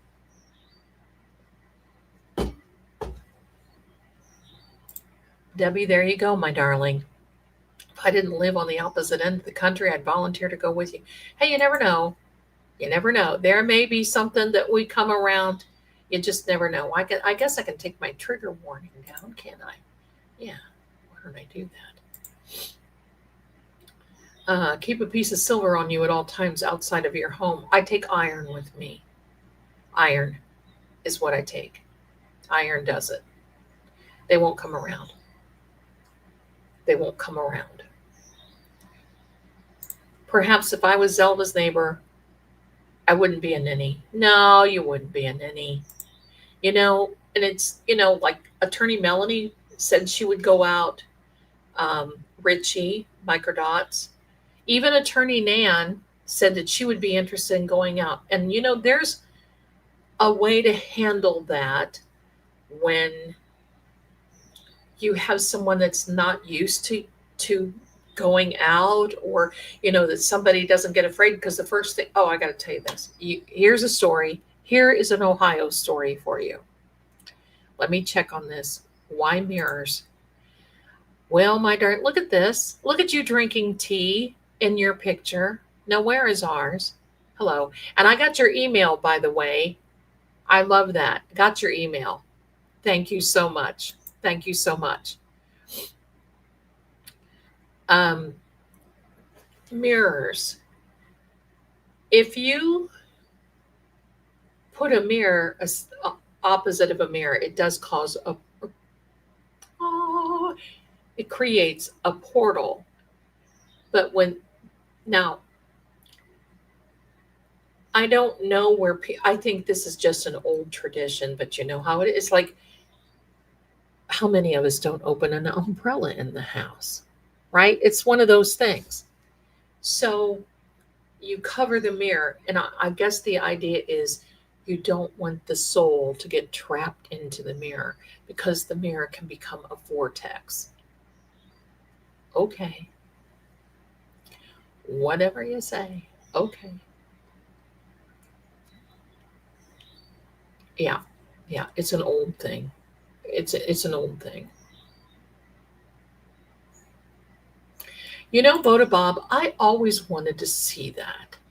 I have never seen Night Shift. Never. And I mean, hello, am I the only person that is excited because Fear Fest is coming on AMC in about another few days? This is like my favorite time of the year. And then the moment that November 1 hits, it's like, yeah. Does anybody else do that? It's like this build up, build up, build up, and then November 1st comes and it's like, okay. I'm telling my son yesterday, buddy, what would you like for our Halloween snacks? And I mean, I guess I still feel that we're going to be sitting on his bed at night, eating candy out of his pumpkin little cotton, the trick or treat things, and watching Halloween Town or something. And he just looks at me. Well, we have to snack. We have to snack. So I will be on my bed with my little snacks and with my little stuff, and happy as can be. And I won't be alone, because I will have all my Bilbo and whomever else with me. There we are. Jersey, Lady Zelda, how can you keep a deceased person that you knew out of your dreams? Tell them. Tell them. When my last husband passed away, we weren't married anymore, but he was atrocious. He was torturous, atrocious, horrible. And I knew immediately when he passed away. He came to me, and I felt like we were floating. Like my feet were not on the ground, and the surroundings were gorgeous. They were colors I can't even describe. Beautiful greens and flowers and fields. And he's holding my hands, looking at me. And he looked like Elvis. Please. Holding my hand and saying, I really didn't mean to do all that to you, didn't you? And I said, you know what? Either I'm in hell and I can see you, or I'm dreaming. And he looked at me and he said, no, You know that I didn't mean, I didn't mean to do that. I said, oh, I don't know what you did or didn't mean, but okay. Because when you're in that dimension, you can't argue. It's kind of like it's a spiritual thing that overcomes you. So it's forgiveness. And I told him, and I remember looking at him and I said, you know what? All of that happened for what reason? What did it accomplish? All of that behavior that you had, why did that happen? Because at the end of the day, it doesn't matter. And he said, you're right. And I didn't mean to do that. And just then, I woke up, I came out here, I looked at my son and I said, Google him, because he just came to visit me. And there it was, a big picture, his picture, obituary picture. There it was. And I said, well, I'm not crazy anyway. He just came to visit me. How you keep them out is you basically say, look, you're not supposed, you need to move on. My subconscious mind will not allow you to come in, and I will not be dreaming of you. You need to leave. And if they sneak in, you need to look at them, because remember, in your dreams, you still have power. Many people don't realize that, in a dream, you think that you're helpless and you can't help anything. Yes, you can. It's called lucid dreaming. And what you need to do is start remembering that dreams aren't real. They're not prophetic. They're not real. You can have a vision, but if someone that that has passed continues to visit you, before you go to sleep at night, you say their name. You are not allowed, in the name of Jesus our Lord, you cannot come. No more infiltrating my dreams. Do not do it. And you have to be tough. You have to be tough. And for many of you, sometimes a lot of these things happen because you got a welcome mat out front out of your door. Make sure you take the welcome mat away from your front door. You have a mat out there, but don't put welcome, because that's welcoming everything and anything to come into your home. Hello. You don't want to do that. Why iron versus silver? It's just that element part of iron that I like. Silver works okay, but for me, for holding back the demonic, iron, hands down. Hands down, iron. And I don't know why. And you're right. Everybody has their own different things, to each his own. And I'm not saying anything else is bad. I'm just saying that works for me. So there we are. Yeah, they say it prevents the soul to be trapped. Yeah, so they don't be sucked into the mirror. JMS, hi Z, just tuning in. Oh my God, my niece's friend did something similar with a mirror, and something reached out and grabbed her. She's never done it again. Yeah, I hope not, because there are things that travel through mirrors. That's why it's, yeah. Where can you buy a piece of iron? You can buy a piece of iron at your home, like Home Depot, Lowe's, your home store, your hardware store. If you ask them if they've got an iron spike, that's what I carry. It doesn't have to be like, you're not taking a weapon. I usually get one. Mine is about like this pen. And I put it on like something like a chain, like a lanyard or something, and I wear it around my neck. I don't wear jewelry. So I'm not going to wear a cross, because sometimes you don't want to agonize and stir, even though that's a good thing to do. By wearing a cross, I'm not stirring anybody up. I'm not stirring anything. I want to know what's there. The cross is always available. Once I find out, I don't want to be walking in and then be attacked, because that stuff will happen. Um, that's my Massachusetts runs on Duncan mug. Oh my gosh, Massachusetts, Massachusetts. My, my, my. Let me see. Don't confuse spirits with demons. Think of spirits as carrying ancestors. Sometimes, they're not all. And you have to be very careful. And I'm just going to give you this warning. You don't know who's coming in. They can say, oh, yes, this is my, yes.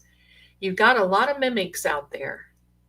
And you have to be careful about trying to call in ancestors, grandmas, grandpas, aunts, uncles, moms, dads, sisters, brothers, whatever, because you're dealing with energy that you can sometimes not identify. And I'm just going to say, be careful. Like I said, there's not demons around every corner. However, there are a lot of energy spirits. It goes from one end to the other, and many things cannot be explained.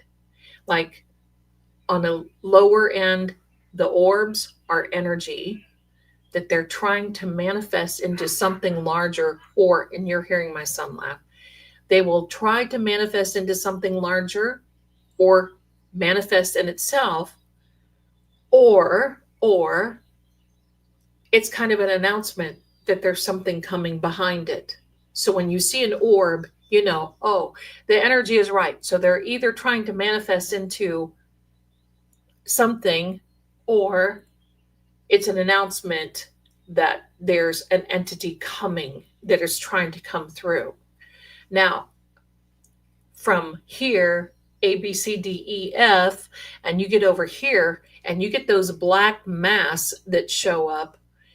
And the only way that I can describe it is that I've seen them twice, maybe 3 times. But the one time I was in a room by myself in Virginia doing a investigation. I was young at it, didn't pay attention, was going off by myself. I turned around and there was a black mass in the doorway. I did not have a flashlight. I did not have anything. The room was pitch black. And if you can imagine, this black mass was darker. I have never seen anything like that in my born days. This is Shaggy Noodle. He knows that Captain Jerry is here. So be careful. Be careful. I don't try to talk to my ancestors. I don't try because I don't believe that we're really in some way supposed to. They are gone and they've got another job to do. Calling them back to this dimension, I mean, that's just my thought. That's just my thought. So anyway, yes, this is Shaggy Noodle. La, la, la. I saw the black fog once. Oh, interesting. It crept along the top of the wall and went through a doorway, left its scent on a sweater. Sulfur. Yeah. Careful. The one at the end of the hall has the creeper in it, and my hubby, great aunt's guardian animal, in it holding the creeper check. Wow. Did I miss? I think I missed a beginning of that. Anyway. Oh, here we go. Oddly, my phone itself called my deceased fiance about 5 times in 6 months, then stopped. Someone else had the number and kept apologizing to her. When my mother passed away, it was a wild night, because I think that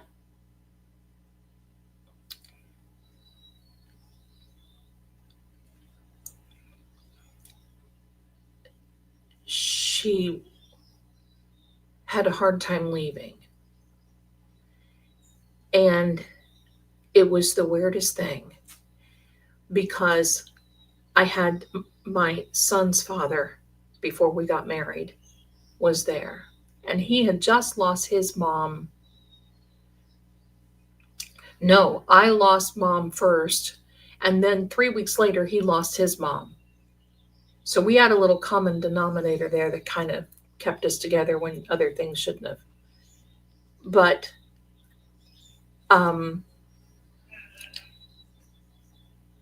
when she passed, I knew it because the shelf in my closet fell. You know, you have the shelf, you have the open the door, and then there's clothes rod, and then there's a shelf up above it. The shelf up above broke, and everything came falling down. And then that's back in the day when we had landlines. And my phone started ringing, but it wasn't ringing like that. It was a rattle. It sounded like a rattling. And it was very disturbing. I mean, his dad, well, of course, Ian wasn't born yet, but his dad was, yes, Shaggy Noodle. His dad was disturbed. He was ready to go home. That scared him. And I said, well, you shouldn't be too scared. And my sister lived, stop. My sister lived, I lived in Sevier County. She lived in Nashville. So it was about 3.5, 4 hours away. And the next day wasn't the next day, it was the next week. Her calendar that mom bought her as a Christmas, as a gift or something, the pages started, it was a wall calendar, and the pages started fluttering. So we knew that it was her, and we knew that there were some things, but my thing is, I'm not going to hold my family back. They need to be moving on. They don't want to be here. This is bad reminders. If you could just have a very small glimpse of what it is like on the other side, there should be never any fear. There's never any, oh, you're going to die and go to hell. No, you're not. You're going to pass away, and then you're going to wait for the great white throne of judgment, and then that will come someday, and that decision will be made what's going to happen. In the meantime, you're waiting. In the meantime, you're busy. I knew that once my mother made it, she wouldn't want to come back here. Why? Why would anybody want to come back? Look forward to going, because this is a part of life. This is what we're supposed to be doing. Being here on earth is really not a natural thing for us. We are like spiritual beings in these meat suits that do nothing but make mistakes constantly, all the time. But we're here for a purpose. And when we're done, we get to go home. And that's the way you look at it. That's the way I've learned in all my studies, I've had 50 years of this. And probably over the last, since 1994, I've been studying the theology part of it. So that is very understanding. Frankly, I think we all have psychic innuendos. I call it spirituality. Think love trumps all. Yeah, I do. Yeah, I do. There's a time. You meet your purpose for everything. Just so you know. Thank you so much, Melissa. Just so you know this. Don't want to bring this up, but I want to talk about Charlie Kirk just for a second. Because I know a lot, people my age are in God's waiting room. Hello, I'm right there with you. I'm not in God's waiting room yet. You could be anyway. You could be any, hello. Look at poor Charlie. But I was really concentrating on John O'Keefe.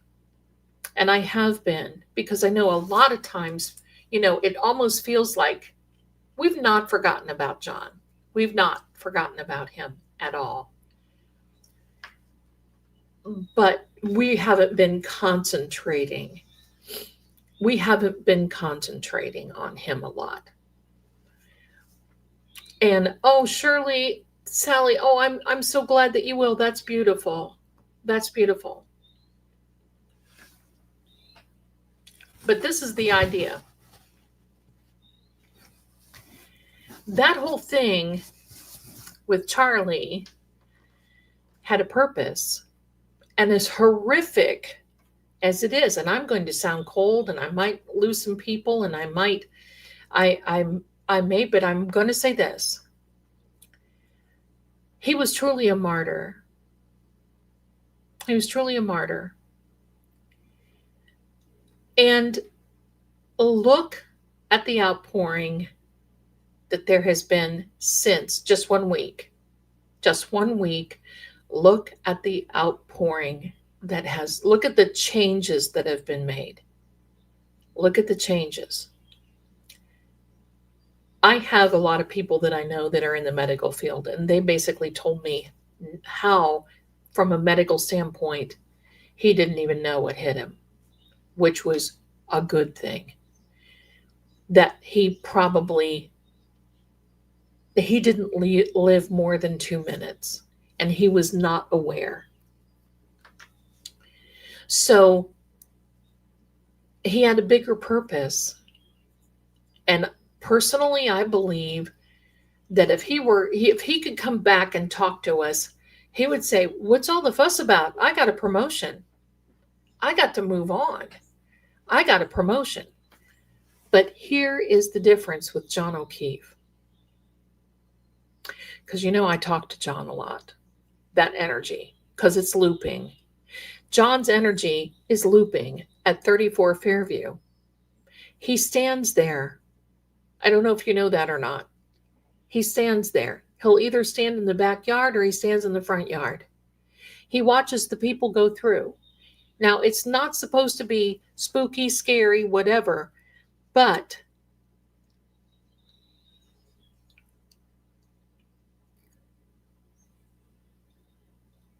the whole idea of John, completely different. He knew what hit him. In fact, he knew who hit him. And that's why he's given me 3 names and a 4th. He knew. And when he described what happened, and if you heard AJ tonight talking on Billy Bush's open mic or whatever it was,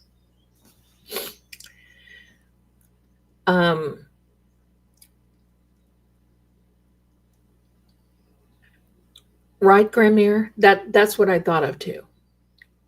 But when you think of John, it's not to sound like Twilight or anything, but this is the only thing that I can think of. You imprint the last person that you see.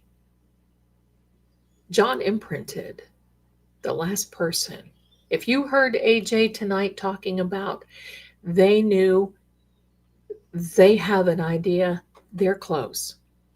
They're close from what John said, or from what Alan said. He was lured. It's an energy print. It's like a remembrance.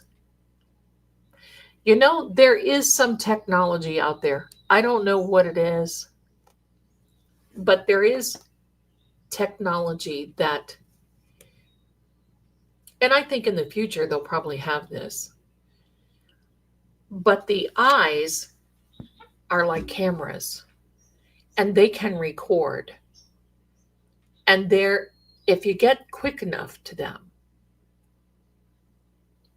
I'm not going to mention any names in the chat because I'm not going to get in trouble with my channel, please. But you could see what would happen. There's that technology, but it's the idea of you can't get to a person quick enough to figure this out. But with John O'Keefe, with AJ, When John explained to me that they laid him, um, just a minute, Shaggy Noodle, stop. When John explained that pardon me, that he was laid in a cold, dark room, that explains it. Now, I am going to tell you a little bit. I'm going to tell you a little bit what he told me, and it hit me tonight when Alan Jackson said that. The idea is that he was beat up pretty bad in the basement. He was moved to the garage. Wait, hello. Where's Kelly Deaver when you need her? You know what? I need to get that and just say garage. He was moved to the garage. That's why they wanted all of those people out of the kitchen, and they wanted everybody out of there so they could move John through, because there's not a thoroughfare. You can't get into the house from the garage in that way. You had to move him outside through a door and then into the garage. Now I can't even say garage correctly. Hello. When they put him in the garage, and I need to put that on my ringtone, you're right. When they put him in the garage, oh, here we go. Here we go again, everybody. Garage. When they put him in the garage, he rallied enough to get up. And that's when the person struck the mighty blow, and he fell backwards and hit his head. It was not in the basement. In the basement, I know I do need to. Thank you, Patty. I need to get that. I need to get Kelly Deavers, and I need to record that and play it on here. Garage.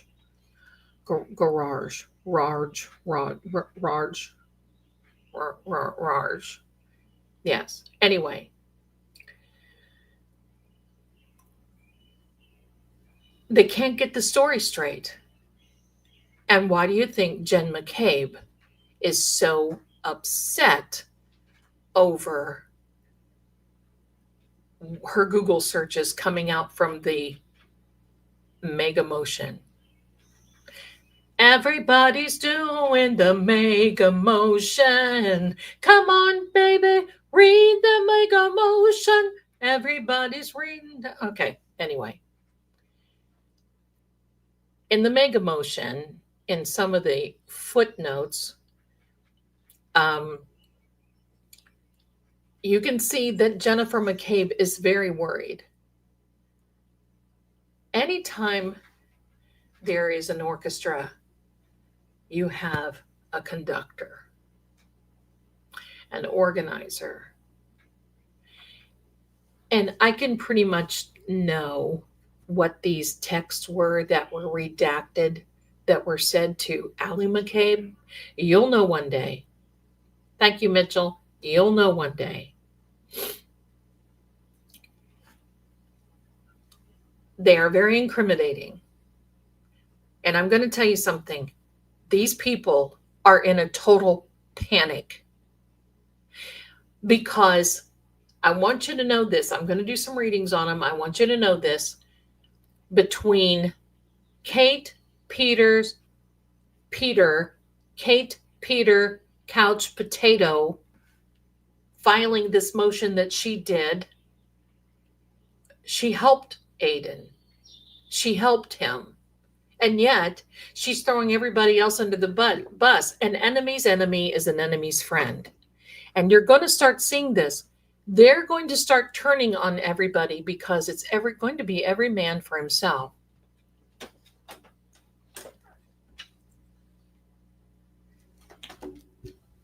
I don't know who Sheldon Jeter Jr. is. Anyway, no, I haven't spoken to him because what are they going to do? What are they going to do? I mean, it's not anything that I could go into a court of law and say, hey, I'm a grifting psychic extraordinaire, and I had a few woo-woo moments with John. It's very okay. I'll do that, Sherry D. Thank you. I have seen the show Kindred Spirits. I certainly have. Fake victim screwed the poochie. Oh, yeah. Look at that pretty little face. Yes, ma'am. Charlie Lynn, she sure did. I don't know if you saw. You're welcome. I don't know if you saw the latest tweet from Lindsay Gattani about Mark Betterow. How she said she doesn't understand how he could be a lawyer because, I mean, she cut him down on that mega motion. Said what an embarrassment. She's the only embarrassment. Sorry, Lindsay, if you're watching. And I'm also going to say this. I do not believe in my heart of hearts that our friends, Agent Oobligada, has let this go. They're watching, just like they did with the Adelson case. They're watching. This is the time to watch because it is duck and scatter. And this is about what they're about ready to do. As bad as this is, Kirby, yes, my darling, I've seen your message now several times. As bad as this is, it's going to get worse. It's going to get worse. You're going to start seeing some singing, and especially when the depositions start being taken, and especially when they start calling these people to the stand. The Oobligada 3-letter man, that's it. Secret agent man, secret agent man. Have any of you ever seen the old movie with Jimmy Stewart called The FBI? That is one of my favorite movies, and it hardly comes out. I love that movie. Anyway, Jackie Fulford. I want to have a GoFundMe so we can donate a suit to her. Oh, my heck. These people covering are as dumb as Deaver. Yes. I'm going to tell you, my darlings, watch. Listen. And this is the time for everybody to panic. Because it's the unknown. It's the unknown. Why do you think in the Adelson case, they were asking all the time, what's going on? You know, I'll tell you what, I saw a very short clip of when Donna Adelson was arrested at the airport. Some guy,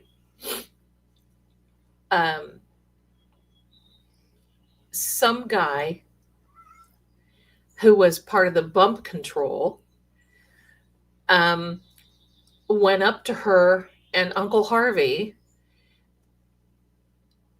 just before they got on the plane, and they said, "Can we see your passports, please?" And they handed them the passports. And there's a man standing in front, Agent Oobligada, a man standing in front of them. And he looked at her and he goes, "Do you recognize me?" And she said, "I think so." And he said, "Donna Adelson, you are under arrest for the murder of Dan Markel." I felt my heart leap for joy. I just felt my heart leap for joy. That is something that I want to hear. And if you're watching, Jennifer McCabe, I hope we see that with you too, my darling.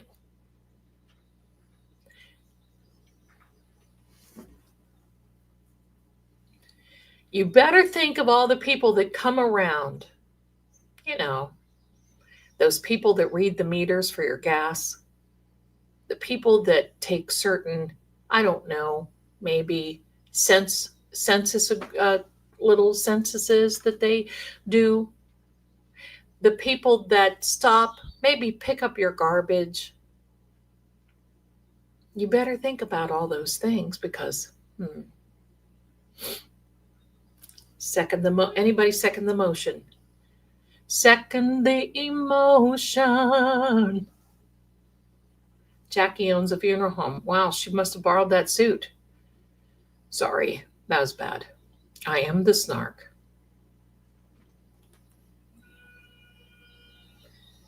Yeah, because listen, TikTok, TikTok, TikTok. I want you all to know this.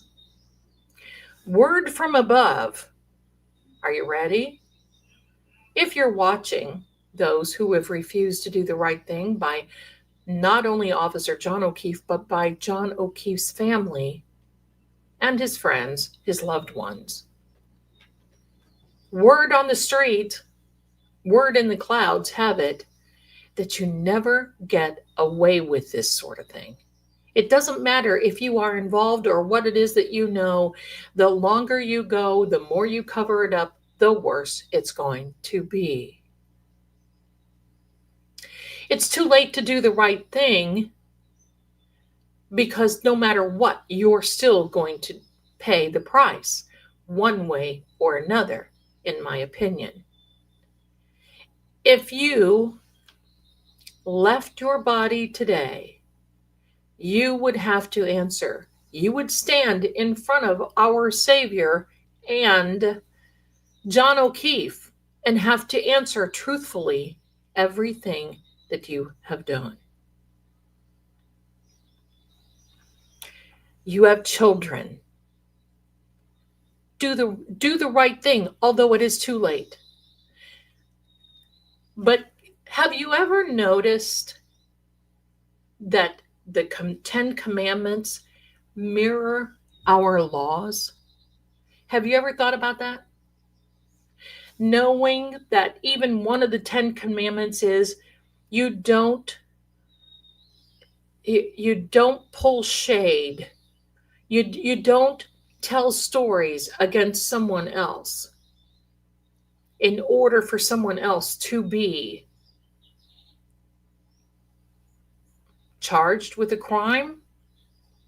You don't covet your neighbor. And yet here we are. But do you even know the 10 Commandments? Because there's a conscience that goes with them.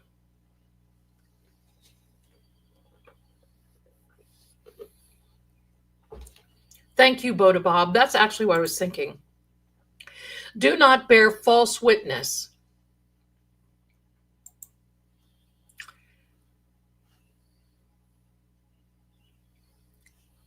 What have you done?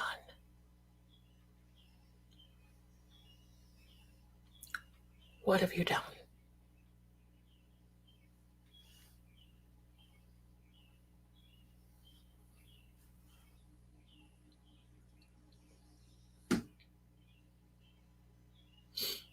There you go. Hello. The Septuagint and the Torah. Look out. You got a big price to pay. All of those people that you have been covering. And I've got to tell you something. Using the people, using Peggy O'Keefe, using these people to complete your manipulation and your narrative is not a good thing. You used Carrie Roberts. She lied to a grand jury on your behalf. How dare you? How dare you? You know what? Let's play that song. How many people want to play How Dare You? Put a 1 in the chat before we say goodnight, because I got stuff in the crock pot. Put a 1 in the chat if you want to play How Dare You by Derek Carney.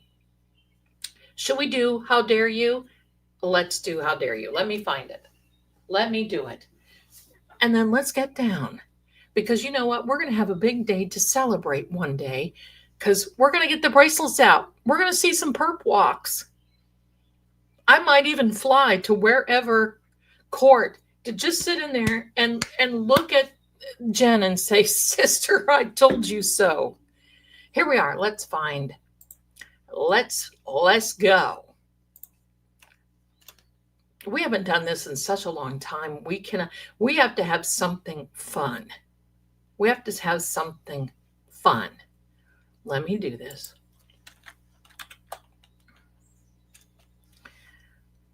How dare you, Karen Reed? Let me get this. Let me get it geared up. Let me get it geared up. Are y'all ready? Well, I just love this about you guys. I love it. Are you ready? Are you ready for this? Dun, dun, dun, dun. Okay. Stop, Zelda.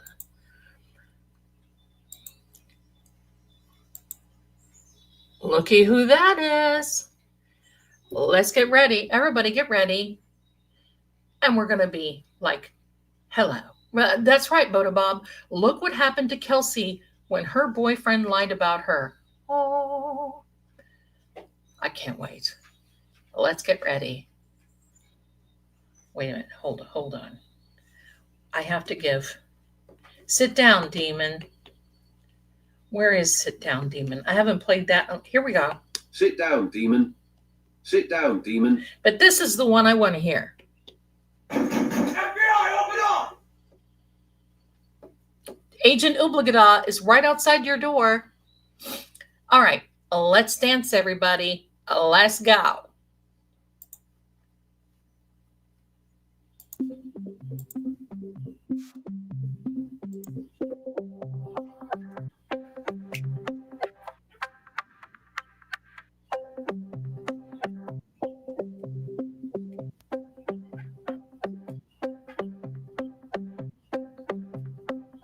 Won't find a fingerprint, how dare you? How dare you? Won't find one drop of spit, how dare you? How dare you? There's no evidence here, how dare you? How dare you? But the truth falls on a deaf ear. I'm innocent, how dare you? Magnificent, how dare you? Your accusations are not based in reality, and I deserve much better than you're treating me. When you die, you will see what a monster you've been to me. Is my love not enough? Can't you just be happy in this love? Why you gotta make it so rough when we've been blessed with this gift from above? Won't find a thing. How dare you? How dare you? How dare you? Sit down, demon. How dare you? Won't find one drop of spit. How dare you? How dare you?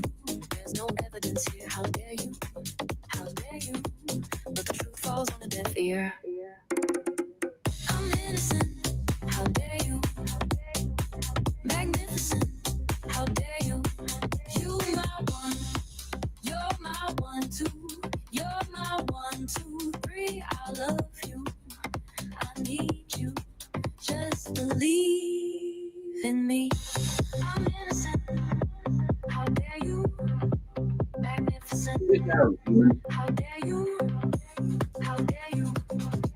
How dare you? How dare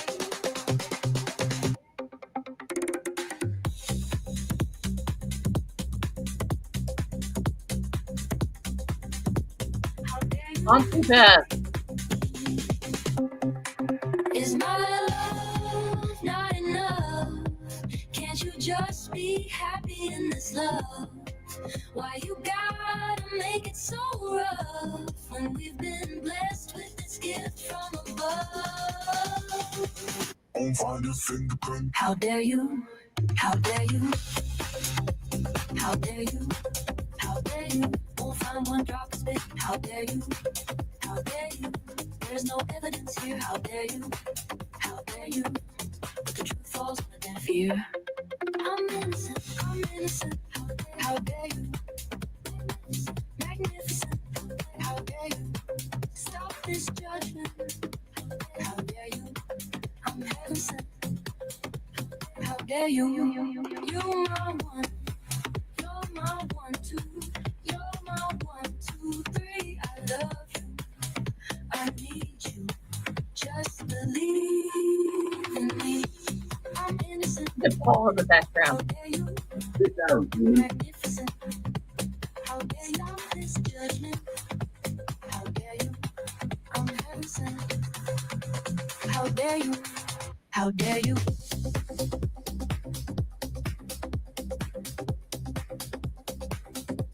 How dare you? How dare you?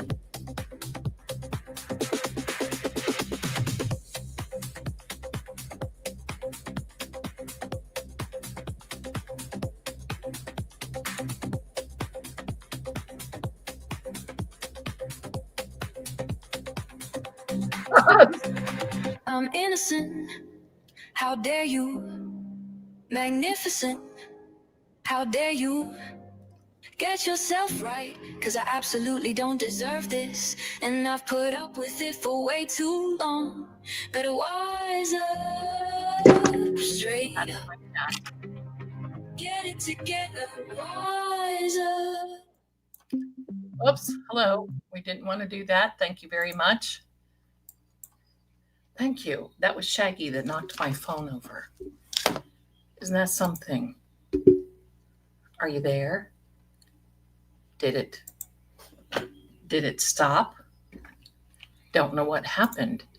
I can't see. Oh, stop everybody here. There we are. There we are. Oh, hello.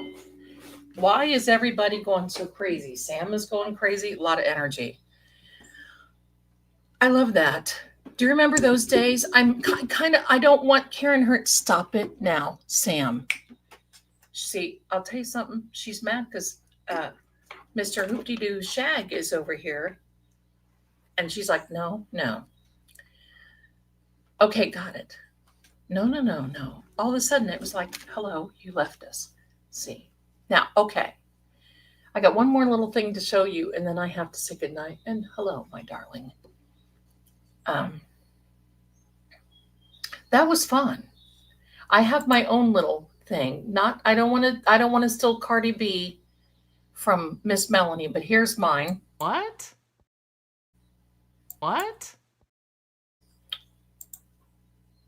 That's the question of the hour. What?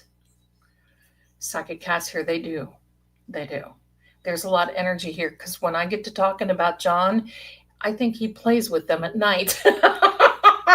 Because they sit on my bed and it's like they're looking like, hello, are you biting my chin for a reason? So I got one more thing I want to show you. Give me a second so I can cue that up. Sister. Oh. Mommy's girl.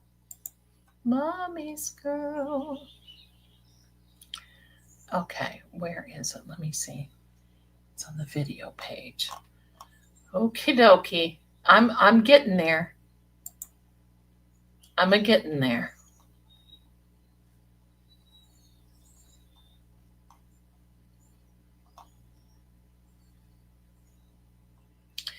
Okay, give me a second because I got to share this with you because you're going to like this. I know it. Give me a second. Sammy was biting my chin, being a little booger. All right, so I got to share this with you.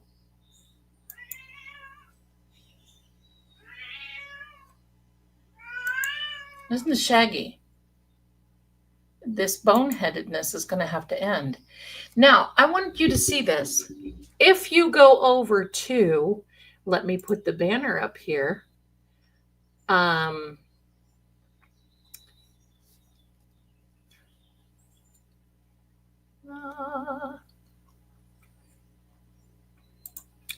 if you go to that website, this is on our psychic page. If you have a special occasion coming up in your garage, and you would like to have a personalized audiogram or a videogram from me, head on over there. I will now keep the messages clean, because listen, if it's something bad, I won't do it, like cussing, that stuff. But if you would like me to send a video group, hello, it's not me singing. You know what? I guess I could sing happy birthday to a loved one. It's a messagegram, and they won't forget it. You just tell me what you would like to have done. No rap. No, I don't do rap. Let's see. What was the song? No, I don't. So come on over there, take a look. There we go. It's going to be a lot of fun. And it would be me on the camera going, hello, so and so. Today is your birthday. I'm here to sing you happy birthday. Happy birthday to you. Or it could be, I heard you're having a bad day. Well, I'm here to tell you, you think gray skies are going to clear up. Put on a happy face. Whatever. You can put whatever. If you need me to sing a little song to somebody, just around the corner, there's a rainbow in the sky. I'll have another cup of coffee and another piece of pie. Make a peach. Yeah, it's just like Cameo. Just like Cameo. Just like Cameo. So go on over there. You see the little banner there. And let me know. You do a Zeldagram. That's right. It's a Zeldagram. Thank you. I'm here to do it for you.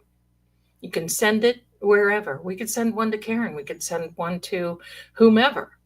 So let's go. So there we are, my darlings. I wanted to share that with you real quick before we say goodnight. But it's been a lot of fun. And I want to thank you so much for being here. Stay tuned. Saturday night, we're going to do some EVPs. I need to talk to John. A Lady Z-gram. That's right. A Lady Z-gram. I need to talk to John. I don't know about you, but someone gifted me a new spirit box.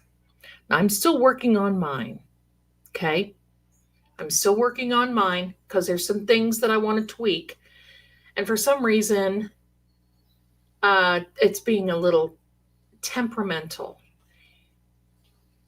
Don't forget to give me the bump. Don't forget to subscribe. I want to reach 30,000 before the end of this year. 30,000. That's what we're going to do. And if I have to sing for Kelsey's fundraiser, I'll do that. I don't care. We got a lot to do. We got a long way to go. There you go, my darlings. So there we are. So it's been a lot of fun being with you, my family. And yes, who did I just say? Wait a minute. Somebody said here, I've got to say this. You guys are wonderful. Oh, Sherry D. I think we all thought with a not guilty verdict, Karen would be back to normal. And now we're like, oh my God, she still has so much to conquer. Well, I got to tell you this. Conquering on the civil level is going to be a lot easier, Valerie. Yeah, thank you, Mitchell. It's going to be a lot easier than conquering on the federal or on a felony level. Oh, Sherry D, I can't even put that up there. That was funny. So, but you know what? We need this because between Aiden and Karen, the awareness is going off the charts. By the time they are done with Mr. Meatball, it's going to be absolutely amazing. And I think that even Howie Carr got involved, got named in a lawsuit today. I don't know who it was, but I need to look. I don't think it was any of our players. But anyway, it's going to get really good. We're going to learn a lot more during the civil trial. Yet I had to look at that for a minute because, I have Civil War in the mind. And I was thinking, the Civil War. Oh, God. Yes, the Civil War. Maybe that's what we need to do. Maybe we need to call it the Civil War, because that's what it is.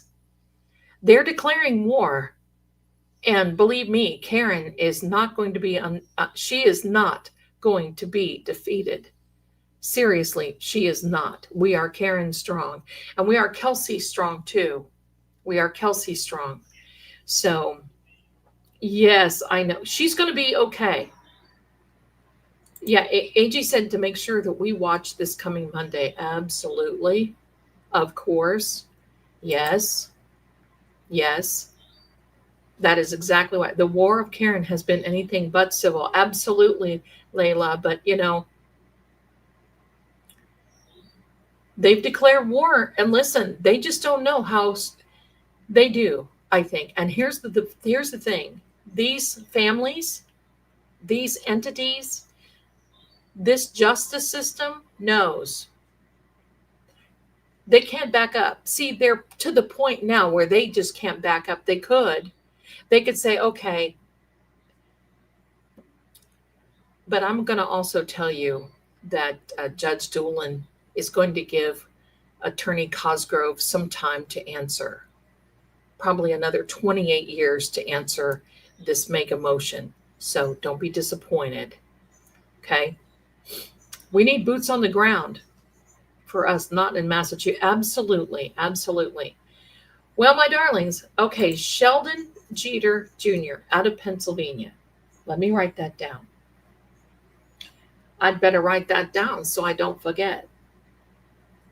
Sheldon Jeter Jr. in PA. Very good. Got my wings up, ladies out. There you go, my darlings. There you go. Well, I appreciate you so much. Thank you so much for the grifting gifts, because, it helps the girl. It helps the channel. I still wear my Karen Reed shirt too. Yeah, I did see Miss Melanie today. Love to see her channel, read through this. I'll be there tomorrow, but I have to listen because I've got to do other things. I got to work when, whatever. It's almost Friday. And then we have Saturday. We're going to be together. So be here. I need to talk to John. I need to talk to John. So let's talk to him. Part 2 tomorrow. My darlings, thank you so much for being here and for all of your support, your love, being here. And I'm going to give you a really cool little outro that you always love for help. I'm haunted, and I want to thank you for letting me tell my story and for me to graduate with all of you tonight. Thanks again, my darlings, and I will see you again, me and Sammy, very, very soon. Bye for now.